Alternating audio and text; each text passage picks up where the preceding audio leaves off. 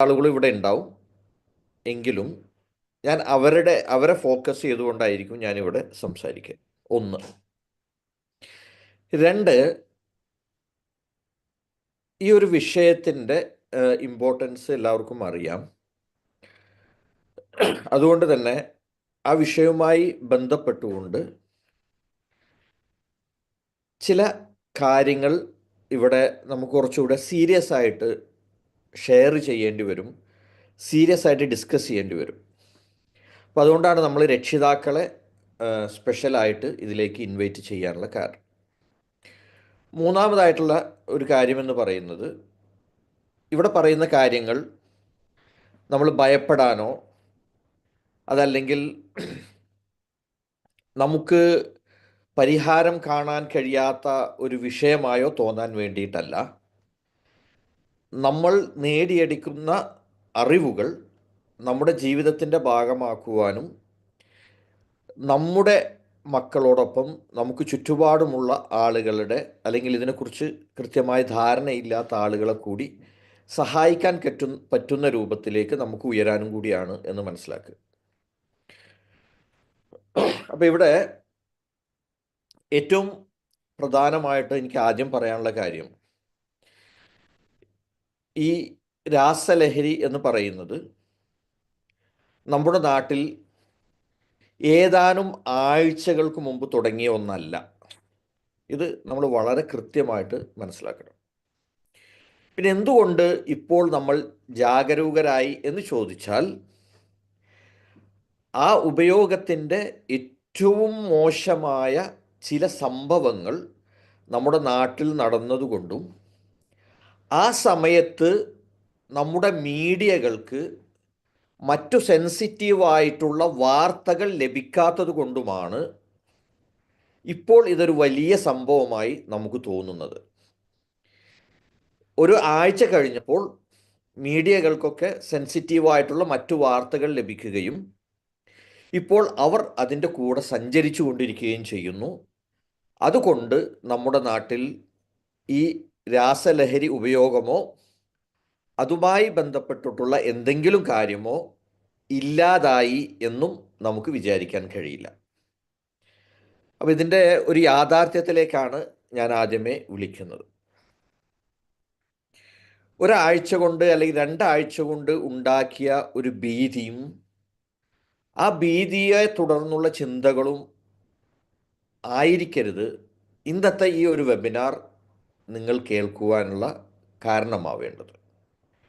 ഈ ഒരു 1.5 മണിക്കൂർ വെബിനാർ നിങ്ങൾ കേൾക്കേണ്ടത് നമ്മുടെ കുട്ടികളെ സംരക്ഷിക്കുവാനും നമ്മൾ ഇഷ്ടപ്പെടുന്ന ആളുകളുടെ കുട്ടികളെ സംരക്ഷിക്കുവാൻ ഒരു ഗൈഡ് ആയിട്ട് നിൽക്കുവാനും കഴിയുന്ന തലത്തിലേക്ക് വളരെ പ്രധാനപ്പെട്ട ചില കാര്യങ്ങൾ പഠിക്കുക എന്ന ഉദ്ദേശത്തോടു കൂടിയായിരിക്കണം നിങ്ങളിവിടെ ഇരിക്കേണ്ടത്.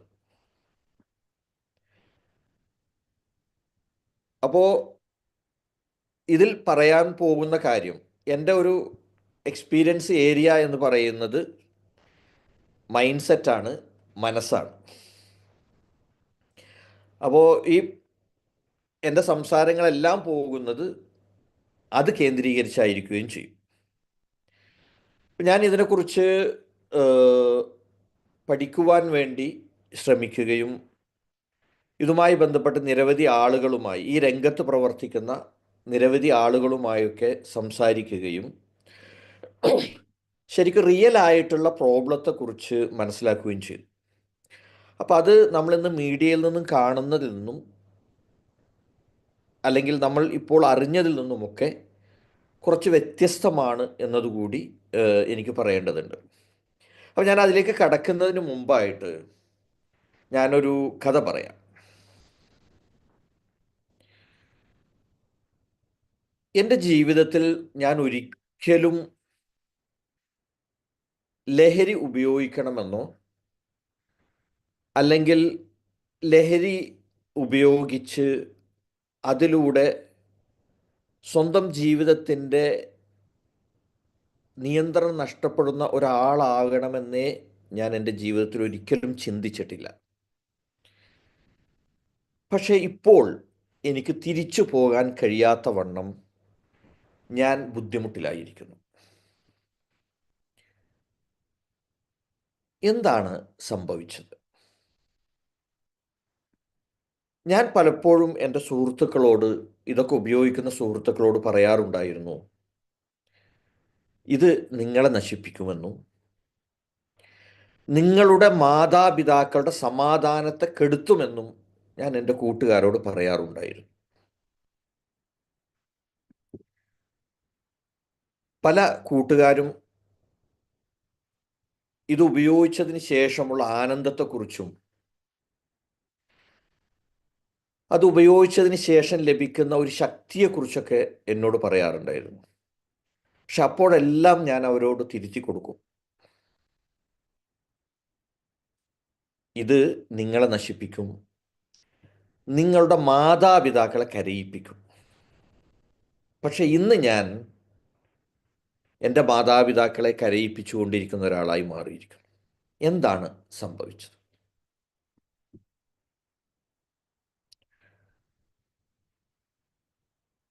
എൻ്റെ ജീവിതത്തിൽ വളരെ മോശമായിട്ടുള്ള ഒരു സംഭവം സംഭവിക്കുന്നു. അത് എനിക്ക് എൻ്റെ മാതാപിതാക്കളോട് പറയാൻ കഴിയാത്തതിനേക്കാൾ വലിയൊരു പ്രശ്നമാണ്. ഞാൻ ആ പ്രശ്നത്തിലൂടെ കടന്നു പോകുന്ന ഘട്ടത്തിൽ എൻ്റെ വീട്ടിലേക്ക് വരുമ്പോൾ എൻ്റെ വീട്ടിലുള്ള ആളുകളുമായിട്ടൊക്കെ സംസാരിക്കുമ്പോൾ അവർക്ക് അതിനെക്കുറിച്ചുള്ള, അല്ലെങ്കിൽ എന്തെനിക്ക് സംഭവിച്ചു, അല്ലെങ്കിൽ എന്തുകൊണ്ടാണ് എൻ്റെ സ്വഭാവത്തിൽ ചില മാറ്റങ്ങൾ സംഭവിക്കുന്നത് എന്ന് അന്വേഷിക്കുന്നതിന് പകരമായിട്ട് എനിക്ക് ഉപദേശങ്ങളുടെ ഒരു മാല, അല്ലെങ്കിൽ ഉപദേശങ്ങളുടെ ചുരിയലായിരുന്നു. ഉപദേശങ്ങൾ തുടങ്ങുന്നത്,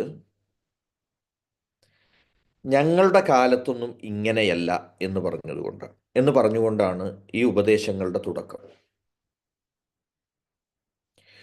അതിൻ്റെ രണ്ടാമത്തെ സ്റ്റെപ്പ് എന്ന് പറയുന്നത് കുറ്റപ്പെടുത്തലുകളാണ്. അതിൻ്റെ മൂന്നാമത്തെ സ്റ്റെപ്പ് എന്ന് പറയുന്നത് താരതമ്യം ചെയ്യലുകളാണ്. അപ്പം ഇതിലൂടെ ഈ കുട്ടി കടന്നുപോയപ്പോൾ ആ കുട്ടിയുടെ റൂമിൽ ഒറ്റയ്ക്കിരിക്കുകയാണ്. അപ്പോഴാണ് അടുത്ത സുഹൃത്തിൻ്റെ ഒരു കോൾ വരുന്നത്. അപ്പോൾ ആ സുഹൃത്തിനോട് പറയുന്നു, ഞാൻ വളരെയധികം പ്രയാസത്തിലാണ്, ബുദ്ധിമുട്ടിലാണ്, എൻ്റെ വീട്ടുകാർക്ക് എന്നെ മനസ്സിലാവുന്നില്ല, എൻ്റെ വീട്ടുകാർക്ക് എന്നെ മനസ്സിലാവുന്നില്ല, അവരുടെ വാക്കുകൾ കേട്ടാൽ അവർ എന്നെ കൊണ്ട് ബുദ്ധിമുട്ടി എന്ന് തോന്നുന്നു, അവരുടെ സംസാരം കേട്ടിട്ട്. അപ്പോൾ സുഹൃത്ത് പറഞ്ഞു, വാ നമുക്ക് കുറച്ച് സമയം സംസാരിച്ചിരിക്കാം.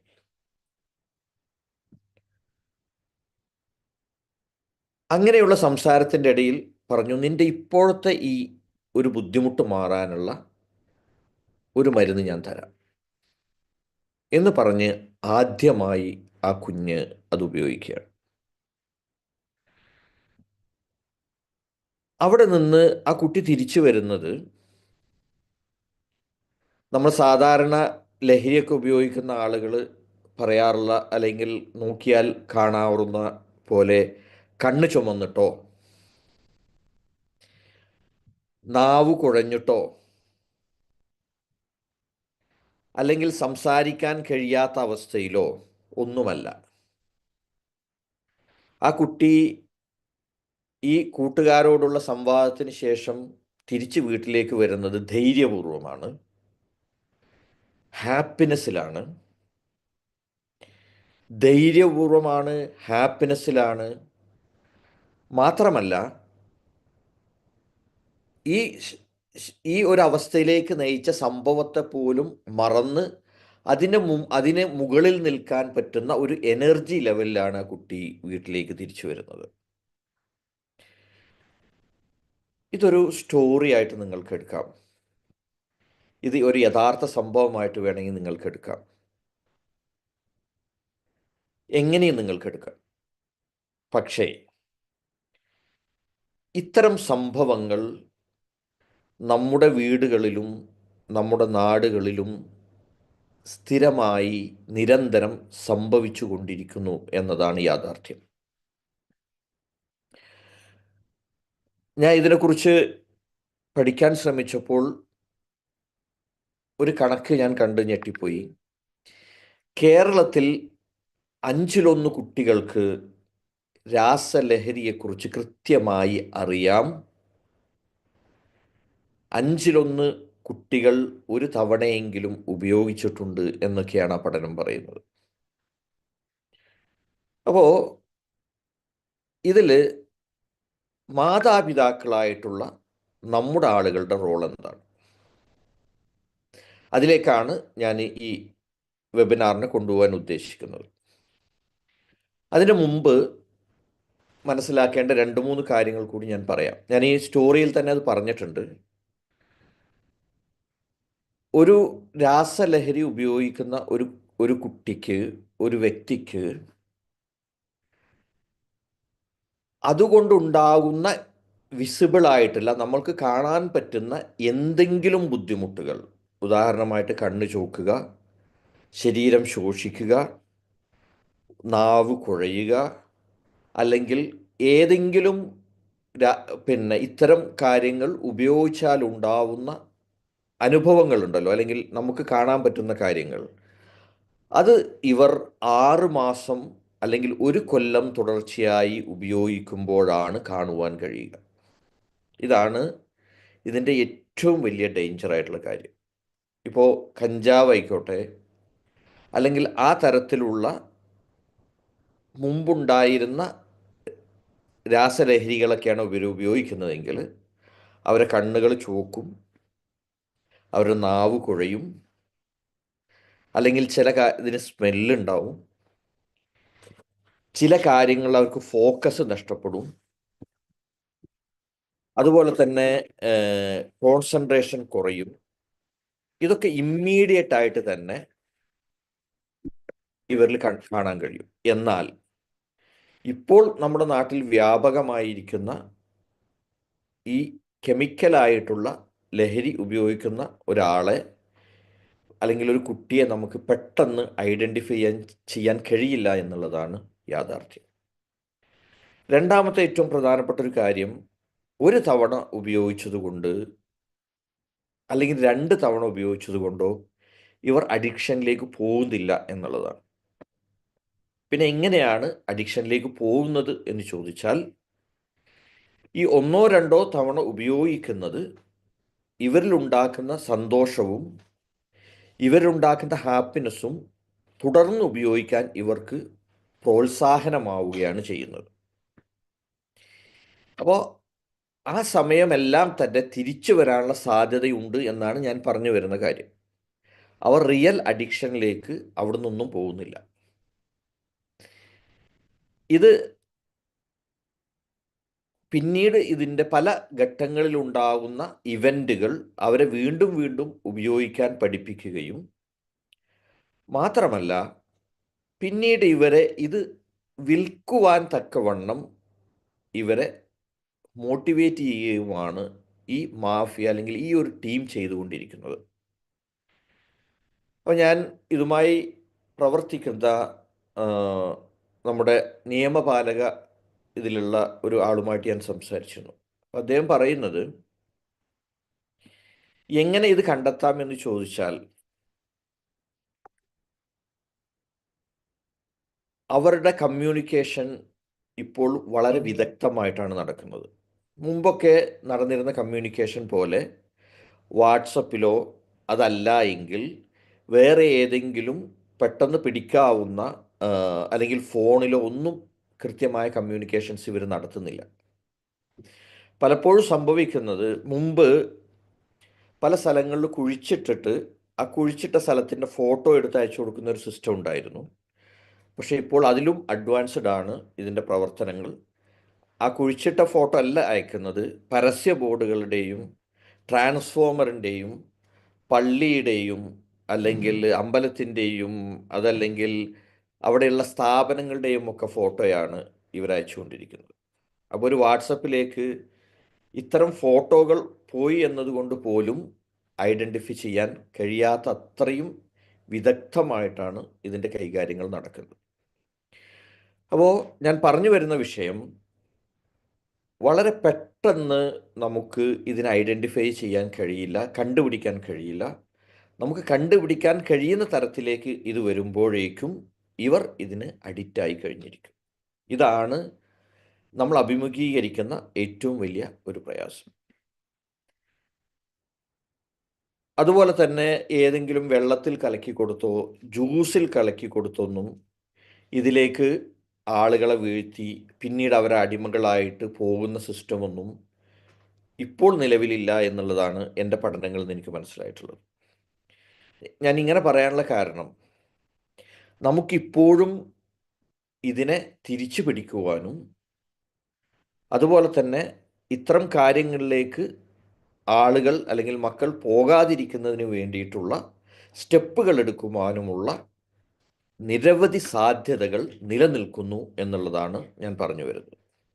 അപ്പോൾ നമുക്കിനി അതിൻ്റെ ഓരോ കാര്യങ്ങളിലേക്ക് പോകാം. ഇതിൽ ഒന്നാമതായിട്ട് കുട്ടികൾ പോകുന്നത്, ഇപ്പോൾ ഇതിൻ്റെ റിസർച്ചും സൈക്കോളജിക്കൽ റിസർച്ചുകളിലൊക്കെ പറയുന്നത്, ഒന്നാമത്തെ വിഷയം വീട്ടിലുണ്ടാകുന്ന പ്രശ്നങ്ങളാണ്. മാതാപിതാക്കളുമായിട്ടുള്ള ആശയവിനിമയത്തിൻ്റെ പ്രശ്നങ്ങളും ആ കുടുംബത്തിൽ സംഭവിക്കുന്ന ചില സംഭവങ്ങളുമാണ് ഏറ്റവും അധികം കുട്ടികൾ ഇത്തരം കാര്യങ്ങളിലേക്ക് പോകുവാൻ കാരണമാകുന്നത്. അതല്ലാതെ അവർക്ക് കുറച്ച് ആസ്വാദനം ലഭിക്കുവാനോ കുറച്ച് എനർജി ലഭിക്കുവാനോ ഒക്കെ ഇത് നല്ലതാണ് എന്നോ അല്ലെങ്കിൽ ഇത് സഹായിക്കുമെന്നോ വിചാരിച്ചിട്ട് ഉപയോഗിക്കുന്ന ആളുകളുടെ എണ്ണം വളരെ കുറവാണ് എന്നുള്ളതാണ് നാം മനസ്സിലാക്കേണ്ടത്. അപ്പോൾ നമുക്കിവിടെ വലിയ റോളുണ്ട്. കുറച്ചുകൂടെ വ്യക്തമായിട്ട് പറഞ്ഞാൽ, ഇതിനെ തടയാൻ മാതാപിതാക്കൾക്ക് മാത്രമേ കഴിയൂ. ഇത് കണ്ടെത്തുവാൻ മാതാപിതാക്കൾക്ക് മാത്രമേ കഴിയൂ.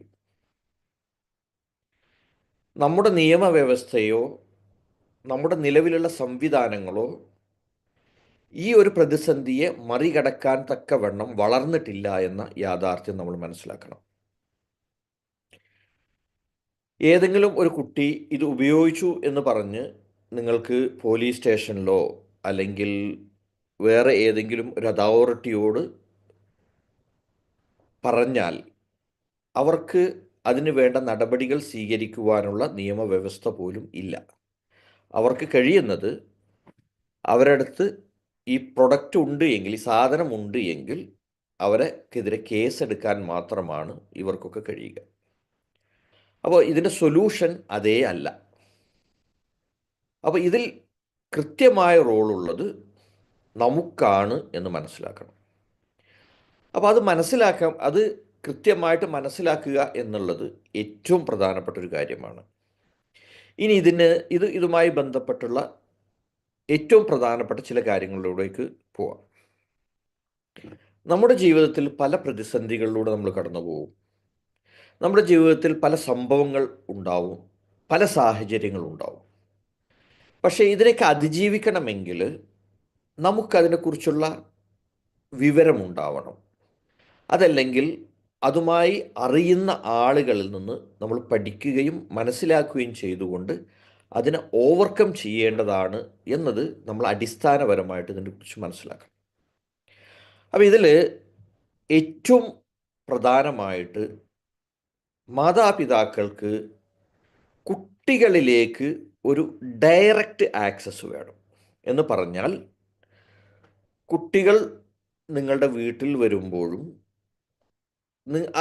കുട്ടികൾ നിങ്ങളുടെ വീട്ടിൽ ജീവിക്കുമ്പോഴും ആ കുട്ടികളുടെ എല്ലാ കാര്യങ്ങളിലേക്കും നിങ്ങൾക്കൊരു ഡയറക്റ്റ് ആയിട്ടുള്ള ഒരു ആക്സസ് ഉണ്ടായിരിക്കണം. ആക്സസ് എന്ന് പറഞ്ഞാൽ നിങ്ങൾക്ക് അതിലേക്ക് കടന്നു കയറാൻ പറ്റുന്ന തരത്തിലുള്ള ഒരു അടിസ്ഥാനപരമായ ഒരു റിലേഷൻഷിപ്പ് ഉണ്ടാക്കിയെടുക്കാൻ ശ്രമിക്കണം ചെറുപ്പം മുതൽ തന്നെ. ഉദാഹരണമായിട്ട് അവരുടെ സ്കൂൾ വിട്ട് കയറി വരുന്ന കുട്ടി, അത് വലിയ കുട്ടിയായിക്കോട്ടെ ചെറിയ കുട്ടിയായിക്കോട്ടെ, അവരുടെ ബാഗ് ചില ദിവസങ്ങളിൽ സ്നേഹത്തോടു കൂടി ആ ബാഗ് വാങ്ങാനും ആ ബാഗിലെ ചോറ്റുപാത്രം നമ്മൾ തന്നെ ഒന്ന് എടുത്തിട്ട് കഴുകാൻ കൊടുക്കുവാനും, ഇങ്ങനെ അതിലേക്കുള്ളൊരു ഒരു വഴിയെ നമ്മൾ ക്രിയേറ്റ് ചെയ്തെടുക്കുക എന്നുള്ളതാണ് ഇതിൻ്റെ സൊല്യൂഷൻ്റെ ഏറ്റവും പ്രധാനപ്പെട്ട കാര്യം. അതുമുതൽ അവരുടെ മൊബൈലിലേക്കും അവരുടെ വസ്ത്രങ്ങളിലേക്കും അവരുടെ പുസ്തകങ്ങളിലേക്കും അവരുടെ പോക്കറ്റുകളിലേക്കുമൊക്കെ സൗഹൃദപരമായ സ്നേഹപരമായിട്ടുള്ള ഒരു വഴിയെ നമ്മൾ തുറന്ന് വെക്കുക എന്നുള്ളത് ഇതിൽ ഏറ്റവും പ്രധാനമാണ്. അത് ചെറുപ്പം മുതൽ തന്നെ ഇങ്ങനെ ശീലിച്ചു വരികയാണ് എങ്കിൽ അത് കുറച്ചും കൂടി എളുപ്പമാണ്. ഒരു ഘട്ടം കഴിയുമ്പോൾ അവരുടെ മൊബൈലിലേക്കും ഈ ഒരു ആക്സസ് നമുക്ക് ഉണ്ടാക്കിയെടുക്കാൻ കഴിയണം. അപ്പോൾ അത് അവരെ നമ്മൾ പരിശോധിക്കുകയല്ല ചെയ്യേണ്ടത്. സാധാരണ പരിശോധനയാണ് നടക്കുന്നത്. നിൻ്റെ ബാഗ് ഒന്ന് തരുമോ, ഞാനൊന്ന് പരിശോധിക്കട്ടെ. നിങ്ങൾ പരിശോധിക്കുകയല്ല വേണ്ടത്. ഇത് വളരെ ക്ലിയർ ആയിട്ട് മനസ്സിലാക്കണം. പോലീസ് പരിശോധിക്കുകയാണ് ചെയ്യുന്നത്. മാതാപിതാക്കൾ പരിശോധിക്കുകയല്ല ചെയ്യേണ്ടത്. അവരുടെ കൂടെ നിന്നുകൊണ്ട് അവരായി നിന്നുകൊണ്ട് അവരുടെ എല്ലാ കാര്യങ്ങളിലേക്കും എനിക്ക് സ്വാഭാവികമായിട്ടുള്ള ഒരു അല്ലെങ്കിൽ കാര്യങ്ങൾ നോക്കുവാനും അതിനുള്ള ഒരു ആക്സസിനെ നമ്മൾ ക്രിയേറ്റ് ചെയ്യണം, ഒരു വഴിയെ ക്രിയേറ്റ് ചെയ്യാണ് ചെയ്യും. അതിന് മാതാപിതാക്കളായ നമ്മൾ കൂടി കുറച്ചുകൂടെ ഓപ്പൺ ആകാൻ നമുക്ക് കഴിയേണ്ടതുണ്ട്. ഇപ്പോൾ മൊബൈലുകളിലേക്ക്, ഇപ്പം എൻ്റെ വീട്ടിലുള്ള എല്ലാ മൊബൈലുകളിലും എൻ്റെ ചെറിയ മോനൊഴിച്ച് ബാക്കിയുള്ള ആൾക്കാർ സീനിയേഴ്സാണ്. അവരുടെയൊക്കെ മൊബൈലിൻ്റെ പാസ്വേഡ് എനിക്കും അറിയാം, എൻ്റെ മൊബൈലിൻ്റെ പാസ്വേഡ് അവർക്കും അറിയാം. അവർക്കെപ്പോഴും എൻ്റെ മൊബൈൽ എടുത്ത് നോക്കാം, എനിക്കെപ്പോഴും അവരുടെ മൊബൈൽ എടുത്ത് നോക്കാം. അവർ മൊബൈൽ ഉപയോഗിച്ചു കൊണ്ടിരിക്കുമ്പോൾ എനിക്ക് അവരുടെ കൂടെ പോയി ഇരിക്കാം. അവരുടെ ഇൻസ്റ്റാഗ്രാമിലെ മെസ്സേജുകൾ അവരുടെ മുമ്പിൽ വെച്ച് തന്നെ എനിക്ക് തുറന്നു നോക്കാം. അവരുടെ വാട്സപ്പ് മെസ്സേജുകൾ അവരുടെ മുമ്പിൽ നിന്ന് തന്നെ തുറന്നു നോക്കാം. എൻ്റെ മൊബൈൽ ഇരിക്കുമ്പോൾ അവർക്ക് ആ മൊബൈൽ എടുത്തുകൊണ്ട് അതിൻ്റെ പാസ്വേഡ് അവർക്ക് തന്നെ അടിച്ചുകൊണ്ട് അവർക്ക് എൻ്റെ മൊബൈൽ വരുന്ന മെസ്സേജുകളും അവർക്ക് നോക്കാം. ഇങ്ങനെയുള്ള ഇതൊരു ഉദാഹരണമാണ് ഞാൻ പറയുന്നത്. ഇതൊരു ഉദാഹരണമായിട്ടാണ് ഞാൻ പറയുന്നത്. ഇങ്ങനെയുള്ള ഒരു അടുപ്പം ക്രിയേറ്റ് ചെയ്യേണ്ട കാലഘട്ടത്തിലൂടെയാണ് നാം കടന്നുപോയിക്കൊണ്ടിരിക്കുന്നത്. മാതാവും പിതാവും എന്ന് പറഞ്ഞാൽ വളരെ ഗൗരവമായും കുട്ടികളുമായി ഒരു ബന്ധവുമില്ലാതെ പിടിച്ച് തന്ത വൈബിൽ നിൽക്കേണ്ട കാലഘട്ടം കഴിഞ്ഞു പോയിരിക്കുന്നു. പുതിയ കാലഘട്ടത്തിൽ ആ ഒരു തന്ത്രം ഫലിക്കുന്ന ഒന്നേ അല്ല എന്ന് മനസ്സിലാക്കുക. അതിനേക്കാൾ ഉപരി അവരുടെ കൂടെ നിന്നുകൊണ്ട് അവരിലേക്ക് ആക്സസ് ക്രിയേറ്റ് ചെയ്യുവാനും അതുപോലെ നമുക്ക് ഓപ്പൺ ആവാനും കഴിയുന്ന തലത്തിൽ നമുക്ക് മാറാൻ കഴിയണം. അതല്ലാത്തിടത്തോളം കാലം ഈ ഒരു മാഫിയക്ക് വളരാനുള്ള വളക്കൂറുള്ള മണ്ണിനെ നമ്മുടെ വീട്ടിൽ നാം ഒരുക്കിക്കൊണ്ടിരിക്കുന്നു എന്ന് മനസ്സിലാക്കുക.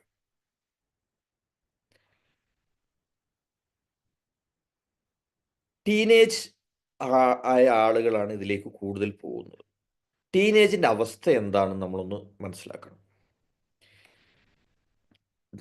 ടീനേജിൻ്റെ ഏറ്റവും വലിയ അവരുടെ ഫീലിംഗ് എന്ന് പറയുന്നത്, അല്ലെങ്കിൽ അവരുടെ ഏറ്റവും പ്രധാനപ്പെട്ട എനർജി എന്ന് പറയുന്നത് എക്സൈറ്റ്മെൻ്റ് ആണ്. എക്സൈറ്റ്മെൻ്റ് എന്ന് പറഞ്ഞാൽ ആകാംക്ഷയാണ്.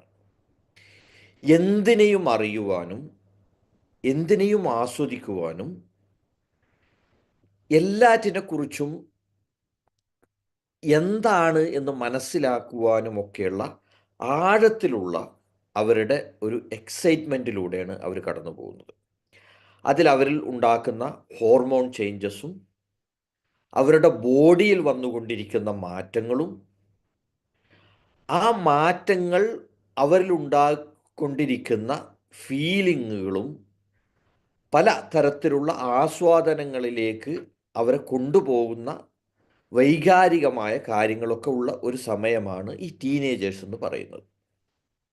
സ്വാഭാവികമായിട്ടും എടുത്തുചാട്ടവും ചെയ്യാൻ പാടില്ല എന്നറിയുന്ന കാര്യങ്ങൾ ചെയ്യാനുള്ള സാധ്യതയുമെല്ലാം അവരുടെ ശാരീരികമായിട്ടുള്ള അവരുടെ മാറ്റങ്ങൾ തന്നെ കാരണമാകുന്നുണ്ട്. ഇത് നമ്മൾ കൃത്യമായിട്ട് തിരിച്ചറിയണം.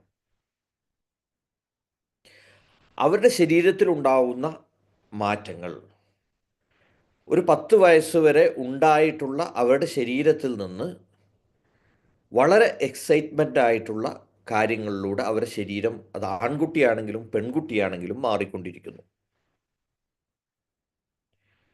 അപ്പോൾ ഇതിനെക്കുറിച്ചുള്ള അവർക്ക് കിട്ടേണ്ട ഇൻഫോർമേഷൻസ് നമ്മുടെ വീട്ടിൽ നിന്ന്, അച്ഛനിൽ നിന്നോ അമ്മയിൽ നിന്നോ അവർ ലഭിക്കാതെ വരുമ്പോൾ അവർക്ക് പിന്നെ അത് ലഭിക്കുന്നത് കൂട്ടുകാരിൽ നിന്നോ അതല്ലെങ്കിൽ റോങ് ആയിട്ടുള്ള സോഷ്യൽ മീഡിയകളിൽ നിന്നൊക്കെയാണ് ഇവർക്ക് ഇത് ലഭിക്കുന്നത്. അപ്പോൾ സ്വാഭാവികമായിട്ടും നമ്മുടെ സമൂഹത്തിൽ രൂപപ്പെട്ടിട്ടുള്ള അല്ലെങ്കിൽ അവരുടെ ജീവിതത്തിൽ അവർ കണ്ടുകൊണ്ടിരിക്കുന്ന ചില കാര്യങ്ങൾ അവരെ വല്ലാതെ സ്വാധീനിക്കുന്നു. അതിൽ ഏറ്റവും പ്രധാനപ്പെട്ട ഒന്നാണ് ആൺകുട്ടിയും പെൺകുട്ടിയും തമ്മിലുള്ള വ്യത്യാസം. ഞാൻ സംസാരിക്കുന്നത് 13 വയസ്സ് മുതൽ 25 വയസ്സ് വരെയുള്ള കുട്ടികളുടെ മാതാപിതാക്കളോടാണ്. ആൺകുട്ടിയും പെൺകുട്ടിയും തമ്മിലുള്ള ഒരു വ്യത്യാസമാണ് കുടുംബത്തിൽ നിന്ന് ആദ്യമേ രൂപപ്പെട്ടു വരുന്നത്. പെൺകുട്ടികൾ എല്ലാം സഹിക്കുവാനും ആൺകുട്ടികൾ കുതിര കയറാനുമുള്ള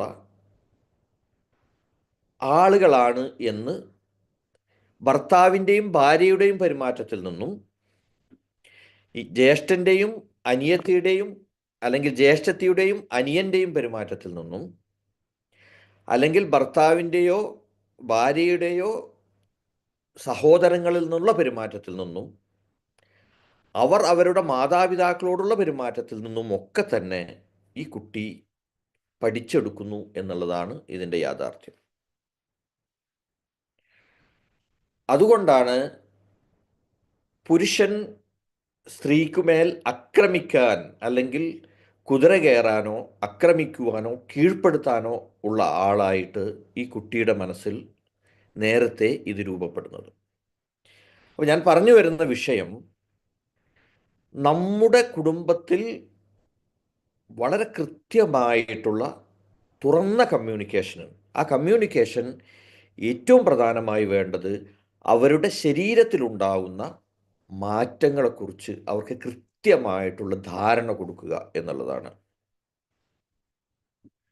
അവരുടെ വളർച്ചയിൽ ഓപ്പോസിറ്റ് സെക്സുള്ള ആളുകളുമായിട്ട്, ആൺകുട്ടി പെൺകുട്ടിയുമായും പെൺകുട്ടി ആൺകുട്ടിയുമായും ഒക്കെ പെരുമാറുമ്പോൾ അവർ എങ്ങനെയാണ് മറ്റുള്ള ആളുകൾ നോക്കിക്കാണുന്നത് എന്നതിനെക്കുറിച്ചുള്ള ഒരു പ്രാഥമികമായ വിവരം ആ കുട്ടികൾക്ക് നൽകിയാൽ അവർ സെൽഫ് പ്രൊട്ടക്റ്റഡ് ആയിട്ട് മാറുകയും ചെയ്യും. അപ്പോൾ ഞാൻ പറഞ്ഞ ഏറ്റവും ഇമ്പോർട്ടൻ്റ് ആയിട്ടുള്ള കാര്യമെന്ന് പറയുന്നത്, മക്കളുമായിട്ടുള്ള കമ്മ്യൂണിക്കേഷനെ, ആശയവിനിമയത്തെ നിങ്ങൾക്ക് എത്രമാത്രം നന്നാക്കാൻ കഴിയുമോ അത്രമാത്രം നന്നാക്കുക എന്നുള്ളതാണ് ഇതിനുള്ള അടിസ്ഥാനപരമായിട്ടുള്ള സൊല്യൂഷൻ. അതല്ലാതെ പോലീസ് കുറച്ച് മയക്കുമരുന്ന് പിടിച്ചതുകൊണ്ടോ അതല്ലെങ്കിൽ നാട്ടിലുള്ള ആളുകളെല്ലാം ഇതിൻ്റെ വിൽപ്പനക്കാരെ തേടി നടന്നതുകൊണ്ടോ നിൽക്കുന്ന കാര്യമല്ല എന്ന് പാരൻസ് എന്നുള്ള നിലയിൽ നമ്മൾ കൃത്യമായി മനസ്സിലാക്കണം. അതുമായി ബന്ധപ്പെട്ട കാര്യങ്ങൾ സർക്കാരും അല്ലെങ്കിൽ അതുമായി ബന്ധപ്പെട്ട ആളുകളും ചെയ്യട്ടെ. അതിന് വളരെയധികം ലിമിറ്റേഷനാണുള്ളത്. അപ്പോൾ ഞാൻ പറഞ്ഞു വരുന്നത്, ഒരു 8ാം ക്ലാസ്സിന് മുകളിലുള്ള നിങ്ങളുടെ കുട്ടികളുമായിട്ട് ഏറ്റവും പ്രത്യേകിച്ച് അവരുടെ ബാഗിലേക്ക് നിങ്ങൾക്ക് വളരെ സ്മൂത്ത് ആയിട്ടുള്ള ആക്സസ് ഉണ്ടാവണം. അവരെ പരിശോധിക്കുകയല്ല വേണ്ടത്, അവരെ കെയർ ചെയ്യുകയാണ് വേണ്ടത്. അപ്പോൾ അതിൽ ഞാൻ ഇതുമായി ബന്ധപ്പെട്ട ഒരു ഉദ്യോഗസ്ഥനുമായി സംസാരിച്ചപ്പോൾ അദ്ദേഹം പറയുന്ന ചില കാര്യങ്ങളുണ്ട്. എങ്ങനെ ഇതിനെ തിരിച്ചറിയാമെന്ന് ചോദിച്ചാൽ അതിൽ ഏറ്റവും പ്രധാനമായിട്ട് പറഞ്ഞത്, അവരുടെ കയ്യിൽ അവരുടെ കയ്യിൽ നിങ്ങൾ കൊടുക്കാതെ അവർക്ക് സമ്പത്ത് വരുന്നുണ്ടോ, പൈസ വരുന്നുണ്ടോ എന്ന് നിങ്ങൾ ശ്രദ്ധിക്കേണ്ടതാണ്. അതായത് നിങ്ങളുടെ കുട്ടിക്ക് നിങ്ങൾ കൊടുക്കുന്നത്, അല്ലെങ്കിൽ നിങ്ങളുടെ കുടുംബത്തിലെ ആളുകൾ കൊടുക്കുന്നത്, അല്ലെങ്കിൽ എന്താ പറയുക, കൈനീട്ടമായി കൊടുക്കുന്നത്, അങ്ങനെ പലതരത്തിൽ കുട്ടികൾക്ക് പൈസ കിട്ടും. ഗസ്റ്റുകൾ വരുമ്പോൾ കൊടുക്കുന്നു, ഇതൊക്കെ നമുക്ക് അറിയണം. ഇതല്ലാത്ത കൂടുതൽ പണം അവർ ചെലവാക്കുന്നതായോ അവരുടെ ബ്യൂട്ടിക്ക് വേണ്ടിയോ അതല്ലെങ്കിൽ മറ്റു പല കാര്യങ്ങൾക്ക് വേണ്ടിയും അവർ പണം ഇങ്ങനെ ചെലവഴിക്കുന്നുണ്ട് എങ്കിൽ നിങ്ങൾ കൂടുതൽ ജാഗ്രത പുലർത്തേണ്ടതുണ്ട് എന്ന് മനസ്സിലാക്കുക. ഇത് പറയാനുള്ള കാരണം, ഇതിൻ്റെ നെറ്റ്വർക്ക് പോകുന്നത് ഈ സാമ്പത്തികമായ കാര്യങ്ങളിലാണ്. അതായത് വലിയ ലാഭമുള്ള ഒരു വ്യാപാരമാണ് ഇത്. ഇത് എത്ര മാത്രമെന്ന് ചോദിച്ചാൽ, ഞാനിവിടെ രക്ഷിതാക്കൾ മാത്രമുള്ളൂ എന്ന വിശ്വാസത്തിൽ പറയുകയാണ്, ഒരു ഗ്രാം ഒരു ഗ്രാം മതി 10 പേർക്ക് ഈ ലഹരി ആസ്വദിക്കാൻ. ഈ ഒരു ഗ്രാമിന് ഹോൾസെയിൽ റേറ്റ് എന്ന് പറയുന്നത് 1000-ഉം റീറ്റെയിൽ റേറ്റ് എന്ന് പറയുന്നത് ഏകദേശം 3000 ഒക്കെയാണ്. അപ്പം ഇതിൻ്റെ വ്യാപാരത്തിലുണ്ടാവുന്ന ലാഭം ഒന്ന് നിങ്ങൾ മനസ്സിലാക്കുക.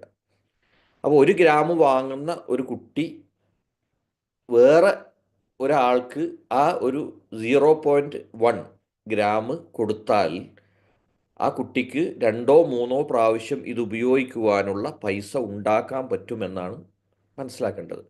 അത്രമാത്രം നമ്മൾ കെയർഫുള്ളായിരിക്കേണ്ട സിറ്റുവേഷനിലൂടെയാണ് കടന്നു പോകുന്നത്. അപ്പോൾ ഇത് കാണുന്നുണ്ട് എങ്കിൽ, രണ്ടാമത്, നിങ്ങൾ എവിടെയെങ്കിലും വെക്കുന്ന പണം നിങ്ങൾക്ക് നഷ്ടപ്പെടുന്നുണ്ട് എങ്കിൽ, മനസ്സിലാവുന്നുണ്ടോ? നമ്മൾ പോക്കറ്റിൽ പൈസ വെക്കും.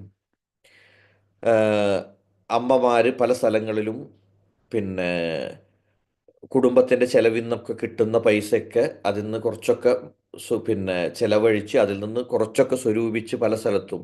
പണ്ട് ഞങ്ങളൊക്കെ കോന്തലയിലായിരുന്നു, കോന്തല അയച്ചിട്ടാണ് സ്കൂളിലേക്കൊക്കെ പോകുന്ന. എൻ്റെ അമ്മായിയുടെയൊക്കെ കോന്തല അഴിച്ചിട്ട് അതിൽ നിന്ന് 5 രൂപയും 10 രൂപയും വാങ്ങിയതൊക്കെ എനിക്ക് ഓർമ്മയുണ്ട്. അവർ കോന്തലയിൽ കെട്ടിയിട്ടാണ് വെക്കുക പൈസ. അപ്പോൾ ഇതുപോലെ നമ്മൾ പല സ്ഥലത്തും സൂക്ഷിച്ചു വെക്കുന്ന പൈസകൾ കാണാതാവുന്നുണ്ടോ? നിങ്ങൾ കുട്ടികൾ ധരിക്കുന്ന ആഭരണങ്ങൾ കളഞ്ഞു പോകുന്നുണ്ടോ? കാതിലെ പിന്നെന്താ പറയുക, കമ്മൽ, കൈ ചെയിൻ പൊട്ടിപ്പോകുന്നുണ്ടോ? ഇതെല്ലാം തന്നെ പല സൂചനകൾ നമുക്ക് നൽകുന്നു എന്ന് മനസ്സിലാക്കുക.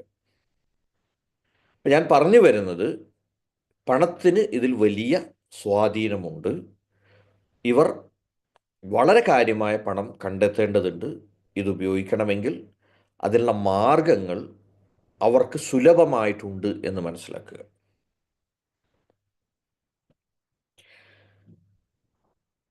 ഇനി ഇതിൻ്റെ അടുത്ത ഒരു സ്റ്റെപ്പിലേക്കാണ് ഞാൻ പോകുന്നത്. ഇത് കണ്ടെത്തിയാൽ, ഇനി നമുക്കൊരു സംശയം തോന്നിയാൽ എന്ത് ചെയ്യണം? നമുക്കൊരു ഉറപ്പില്ല, എനിക്കൊരു സംശയമുണ്ട്, ഇപ്പം ഞാൻ പറഞ്ഞ ചില ലക്ഷണങ്ങൾ കാണുന്നുണ്ട്, എന്ത് ചെയ്യണം?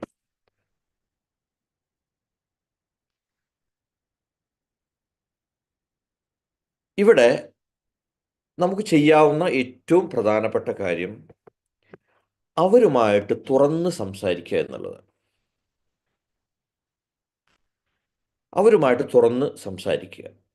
എനിക്ക് ഇങ്ങനെയൊക്കെ കാണുന്നുണ്ടല്ലോ മോനെ, മോളെ, എൻ്റെ കുട്ടി ഇങ്ങനെ എന്തെങ്കിലും വിഷയങ്ങളിൽ ഉൾപ്പെട്ടിട്ടുണ്ടോ? ഞാൻ നിന്നെ സഹായിക്കാം.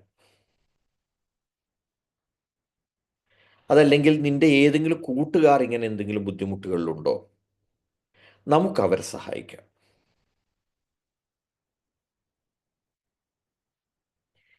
ഈ തരത്തിൽ അവരുടെ കൂടെ നിൽക്കാൻ പറ്റുന്ന ഒരു കമ്മ്യൂണിക്കേഷനെ മാതാപിതാക്കളായ നമുക്ക് ഉണ്ടാക്കിയെടുക്കാൻ പറ്റണം. അതായത് അവരൊരു പ്രതിസന്ധിയിൽ പെട്ട് കഴിഞ്ഞാൽ അവർ ആദ്യം വന്ന് പറയുന്ന ഒരു വ്യക്തിയായിട്ട് മാതാവിനോ പിതാവിനോ മാറാൻ കഴിയുമ്പോഴാണ് ആ കുട്ടികൾക്ക് ഇത്തരം കാര്യങ്ങളിൽ നിന്ന് മാറി നിൽക്കുവാനും രക്ഷപ്പെടുവാനുമുള്ള സാധ്യതയുണ്ടാവുക. അവർക്ക് ഒരു അബദ്ധം പറ്റിയെന്ന് നോക്കുക. ഇനി ആ പ്രായത്തുണ്ടാവുന്ന എന്തെങ്കിലും അഫേഴ്സിലോ അല്ലെങ്കിൽ എന്തെങ്കിലും ചില കാര്യങ്ങൾ അവരിൽ നിന്ന് സംഭവിച്ചു എന്ന് നോക്കുക. ആ സംഭവിച്ചു കഴിഞ്ഞാൽ അവരുടെ സങ്കടം ഇറക്കി വെക്കാൻ പറ്റുന്ന ആദ്യത്തെ ആളായിട്ട് അച്ഛനോ അമ്മയ്ക്കോ മാറാൻ കഴിയുമോ? നിങ്ങൾക്ക് തോന്നുന്നുണ്ടോ എൻ്റെ മകന്, എൻ്റെ മകൾക്ക് ഒരു അബദ്ധം സംഭവിച്ചാൽ, അല്ലെങ്കിൽ നമുക്ക് മനഃപൂർവ്വം എന്ന് തോന്നുന്ന തരത്തിൽ ഒരു തെറ്റ് അവർ ചെയ്തു കഴിഞ്ഞാൽ പോലും അവർക്ക് ആദ്യമായി വന്ന് പറയാൻ പറ്റുന്ന ഒരാളാണ് അവരുടെ മുമ്പിൽ ഞാൻ എന്ന് നിങ്ങൾക്ക് വിശ്വാസമുണ്ടോ? ഇത് നിങ്ങളോട് തന്നെ നിങ്ങൾ ചോദിക്കേണ്ട ഒരു ചോദ്യമാണ്. അല്ല എങ്കിൽ ഞാൻ എന്തെല്ലാം കാര്യങ്ങളാണ് അങ്ങനെ ഒരു വ്യക്തിയാവാൻ എന്നിൽ ഉണ്ടാക്കേണ്ട മാറ്റം? എന്നിൽ എന്തെല്ലാം മാറ്റങ്ങൾ എനിക്ക് ക്രിയേറ്റ് ചെയ്യാൻ കഴിഞ്ഞാലാണ്, എന്നിൽ എന്തെല്ലാം മാറ്റങ്ങൾ ഉണ്ടാക്കാൻ കഴിഞ്ഞാലാണ് എനിക്ക് ആ ഒരു തലത്തിലേക്ക് ഉയരുവാൻ കഴിയുക, വളരുവാൻ കഴിയുക എന്നത് നിങ്ങൾ പഠിക്കേണ്ടതുണ്ട്, മനസ്സിലാക്കേണ്ടതുണ്ട്, അതിനുള്ള മാർഗങ്ങൾ തേടേണ്ടതുണ്ട് എന്നുള്ളതാണ് എനിക്ക് പറയാനുള്ളത്. അപ്പോൾ ഇങ്ങനെ അവർ വന്ന് പറഞ്ഞു കഴിഞ്ഞാൽ അവരുടെ കൂടെ നിൽക്കാൻ കഴിയണം. ഒന്നോ രണ്ടോ തവണയോ അല്ലെങ്കിൽ കുറച്ച് മാസങ്ങളായിട്ടൊക്കെയാണ് ഇത് ഉപയോഗിക്കുന്ന കുട്ടികളെങ്കിൽ നിങ്ങൾക്ക് സാധാരണ ഒരു ഡോക്ടറെ അടുത്തോ അല്ലെങ്കിൽ ഒരു സൈക്കാട്രിക് ഡോക്ടറെ അടുത്തോ കൊണ്ടുപോയി ട്രീറ്റ്മെൻറ്റ് ചെയ്ത് ഇതിനെ റിക്കവർ ചെയ്യാൻ പറ്റുന്ന പ്രശ്നമേ ഇതിലുള്ളൂ. എന്നാൽ ഒരു 6 മാസമോ ഒരു കൊല്ലമൊക്കെ ആയിട്ട് ഉപയോഗിക്കുന്നുണ്ട് എങ്കിൽ കൃത്യമായിട്ടുള്ള റീഹാബിലിറ്റേഷൻ സെൻ്ററുകളിൽ കൊണ്ടുപോയി അവർക്ക് കൃത്യമായ ചികിത്സയും അതോടൊപ്പം ധാർമ്മികമായിട്ടുള്ള ഒരു പിന്തുണ കൊടുക്കാനും നമുക്ക് കഴിയണം. അപ്പോഴേ അവരെ അതിൽ നിന്ന് നമുക്ക് തിരിച്ചു കൊണ്ടുവരാൻ കഴിയും. ഇപ്പം എൻ്റെ കുട്ടിയെ ഒരു സൈക്കാട്രിക് ഡോക്ടറെ അടുത്തോ അതല്ലെങ്കിൽ ഒരു റീഹാബിലിറ്റേഷൻ സെൻ്ററിലോ അതല്ലെങ്കിൽ ഒരു സാധാരണ ഡോക്ടറെ അടുത്തോ ഒക്കെ കൊണ്ടുപോയിട്ട് അപമാനമുണ്ടാക്കി വെക്കുന്നതാണോ, അതല്ല ഇതിനെ ഒന്ന് മറച്ചു വെച്ചുകൊണ്ട് നമ്മൾ എന്നെ ശരിയാക്കാൻ ശ്രമിക്കുന്നതായിരിക്കുമോ നല്ലത്? എന്താണ് നിങ്ങളുടെ ചിന്ത? ഇത് വളരെ അപകടകരമായ ഒരു സിറ്റുവേഷനാണ്. ഇവിടെ നിങ്ങൾ വിദഗ്ധരായിട്ടുള്ള ആളുകളുടെ ഉപദേശം തേടിയേ കഴിയൂ. ഇവിടെ നിങ്ങൾക്ക് ഒരു ഡോക്ടറുടെ സഹായം തേടിയേ കഴിയൂ. ഇത് ക്ലിയറായിട്ട് മനസ്സിലാക്കുക. അപ്പോൾ അതിന് നിങ്ങൾ കൊണ്ടുപോകുന്നു എന്ന് പറയുന്നത് ഒരു പനിക്ക് ഡോക്ടറെ അടുത്ത് കൊണ്ടുപോകുന്ന പോലെയോ ഒരു ഛർദിയോ വയറ്റിന്ന് പോക്കോ വയറുവേദനയോ ഉണ്ടായി നിങ്ങൾ ഡോക്ടറെ അടുത്ത് കൊണ്ടുപോകുന്നതിനേക്കാൾ മോശമായോ വലുതായോ ഒന്നുമില്ല എന്ന് നിങ്ങൾ മനസ്സിലാക്കണം. ഞാൻ പറയുന്നത് ക്ലിയർ ആവുന്നുണ്ടെന്ന് വിചാരിക്കുന്നു. അതായത് ഇങ്ങനെ ഒരു സംഭവം ഉണ്ടായാൽ അതിനാവശ്യമായിട്ടുള്ള ട്രീറ്റ്മെൻറ്റുകൾ ചെയ്യാൻ, അത് ഇപ്പം നാട്ടിലാരും അറിഞ്ഞിട്ടില്ല, വളരെ രഹസ്യമാണ്. എങ്കിൽ പോലും നിങ്ങൾ ഇതിന് വേണ്ട ട്രീറ്റ്മെൻറ്റുകൾ എടുക്കുന്നതിന് ഒരു നിമിഷം പോലും നിങ്ങൾ പുറകിലേക്ക് പോകരുത്. അതിനാവശ്യമായിട്ടുള്ള സ്റ്റെപ്പുകൾ വളരെ പെട്ടെന്ന് എടുക്കണം. കേരളത്തിൽ മാതാപിതാക്കൾ ഇത് റിയലൈസ് ചെയ്തിട്ടും ആക്ഷൻ എടുക്കാത്ത കേസുകൾ വളരെ വളരെ കൂടുതലാണ്. ഞാൻ പറയുന്നത് ക്ലിയർ ആവുന്നുണ്ടോ? ഞാൻ പറയുന്ന ഒരു ഘട്ടം കഴിഞ്ഞാൽ കുറച്ചുകൂടി ഡിഫിക്കൽട്ടാണ്. ഞാൻ അതിലേക്ക് വരാം. ആ ഘട്ടത്തിൽ നമുക്ക് എന്ത് ചെയ്യാൻ കഴിയും, അതിലേക്ക് ഞാൻ വരാം. അതായത് ഇതൊരു തുടക്കത്തിലുള്ള ചില ബുദ്ധിമുട്ടുകളാണ് എങ്കിൽ നമുക്ക് വളരെ ക്രിയേറ്റീവായിട്ട് അതിൽ ഇടപെടാനും, നമുക്ക് കഴിയുന്നില്ലെങ്കിൽ അതിനു വേണ്ട ആളുകളുടെ സഹായം തേടാനും, അതിനാവശ്യമായിട്ടുള്ള സ്റ്റെപ്പുകൾ എടുത്തുകൊണ്ട് മുന്നോട്ട് പോകാനും നമുക്ക് കഴിയേണ്ടതുണ്ട്. ഇതിലേറ്റവും പ്രധാനമാണ്, ഈ സ്റ്റെപ്പുകളിൽ ഏറ്റവും പ്രധാനമാണ് നമ്മുടെ കുട്ടികളുടെ കൂട്ടുകാർ ആരൊക്കെയാണ് എന്നതിനെക്കുറിച്ച് നമുക്ക് വ്യക്തമായ ധാരണ ഉണ്ടായിരിക്കണം. ആ കൂട്ടുകാരെ വീട്ടിലേക്ക് ക്ഷണിക്കണം. അവർക്ക് ഭക്ഷണം ഉണ്ടാക്കി കൊടുക്കണം.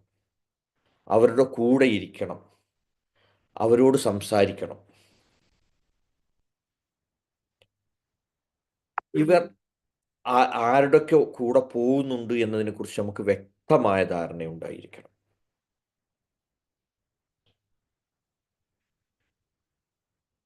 ഇതെല്ലാം കുട്ടികൾ അറിഞ്ഞുകൊണ്ടും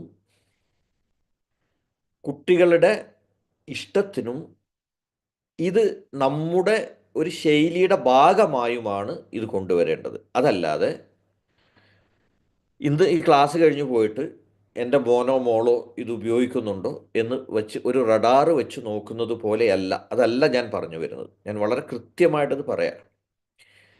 ഇന്ന് പോയിട്ട് മൊത്തം ബാഗ് ചെക്ക് ചെയ്യലോ, ഇന്ന് മൊത്തം പോയിട്ട് ഇതൊന്നുമല്ല, അതല്ല ഞാൻ പറഞ്ഞു വരുന്നത്.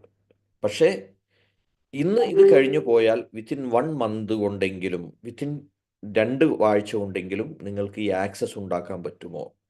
ഒരു 2 3 മാസം കൊണ്ട് അവരുടെ കൂട്ടുകാരാരാണെന്ന് നിങ്ങൾക്ക് തിരിച്ചറിയാൻ കഴിയുമോ?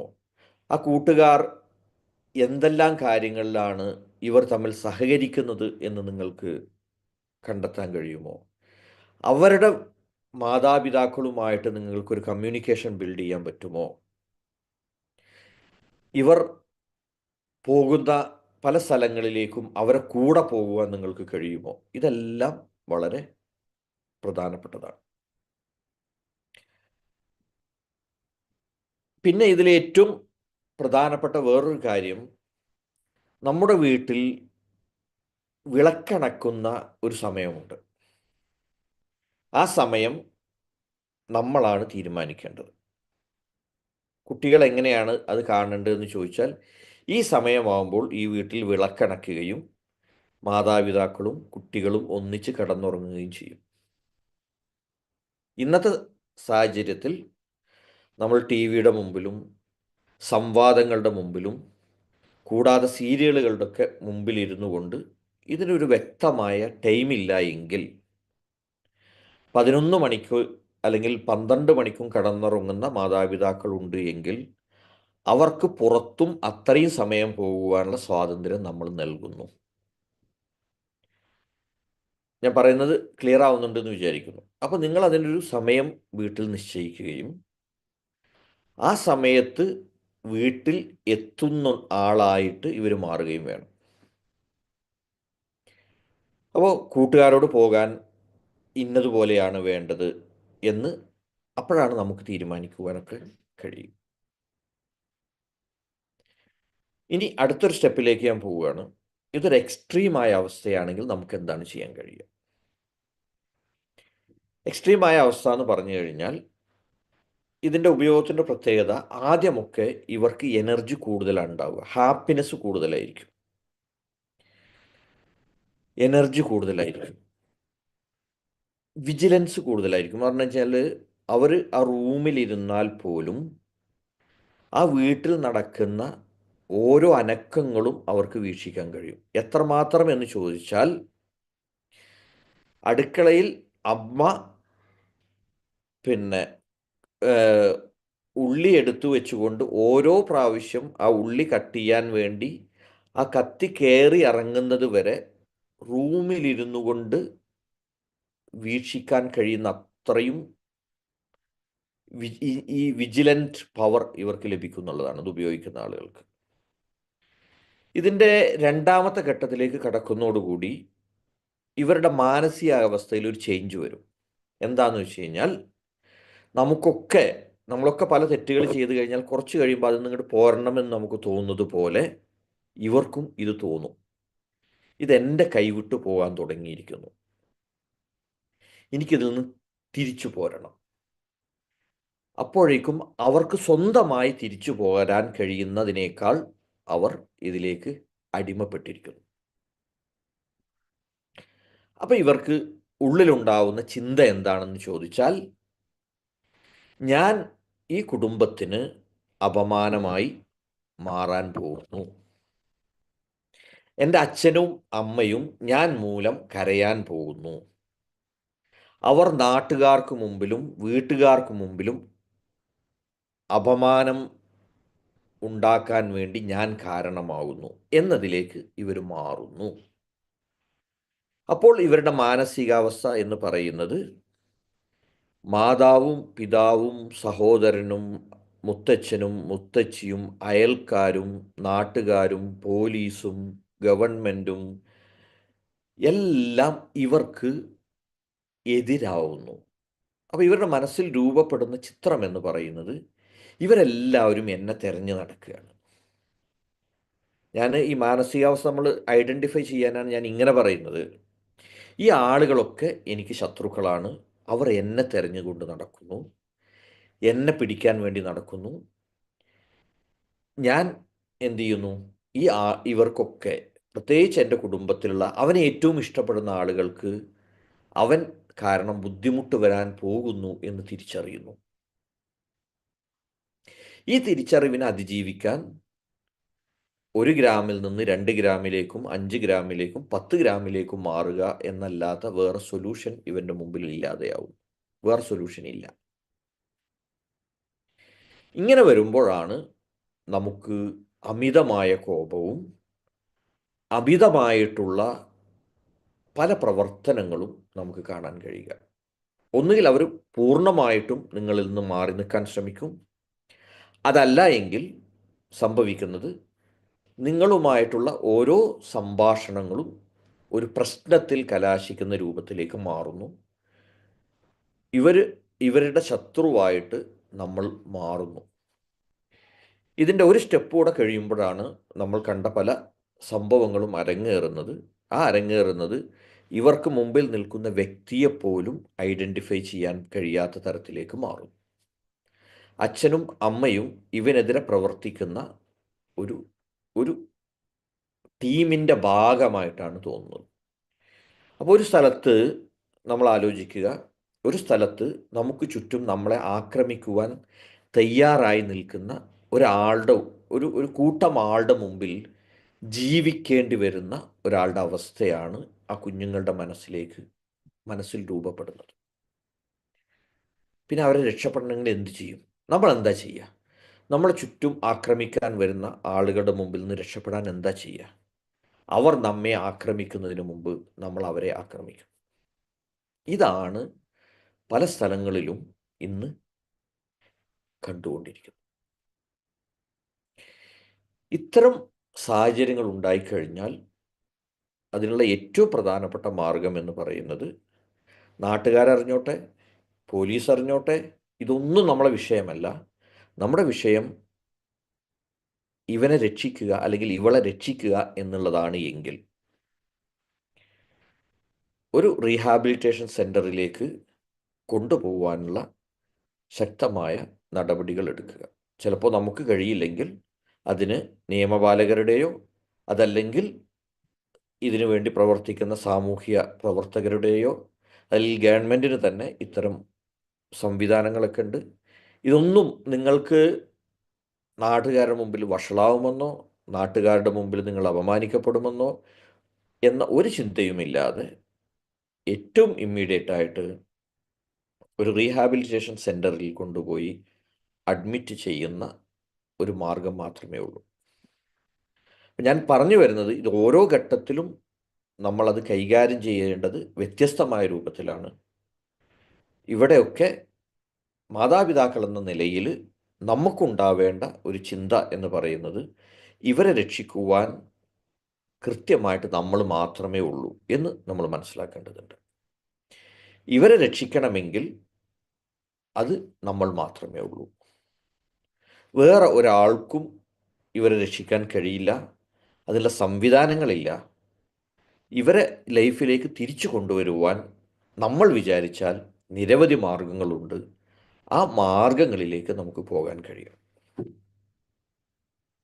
അപ്പോൾ ഇത് ഒരു സാധാരണ ഇത്തരം ക്ലാസ്സുകൾ കേൾക്കുന്ന കാര്യങ്ങളെ ആയിരിക്കില്ല നിങ്ങൾ കേട്ടിട്ടുണ്ടാവുക.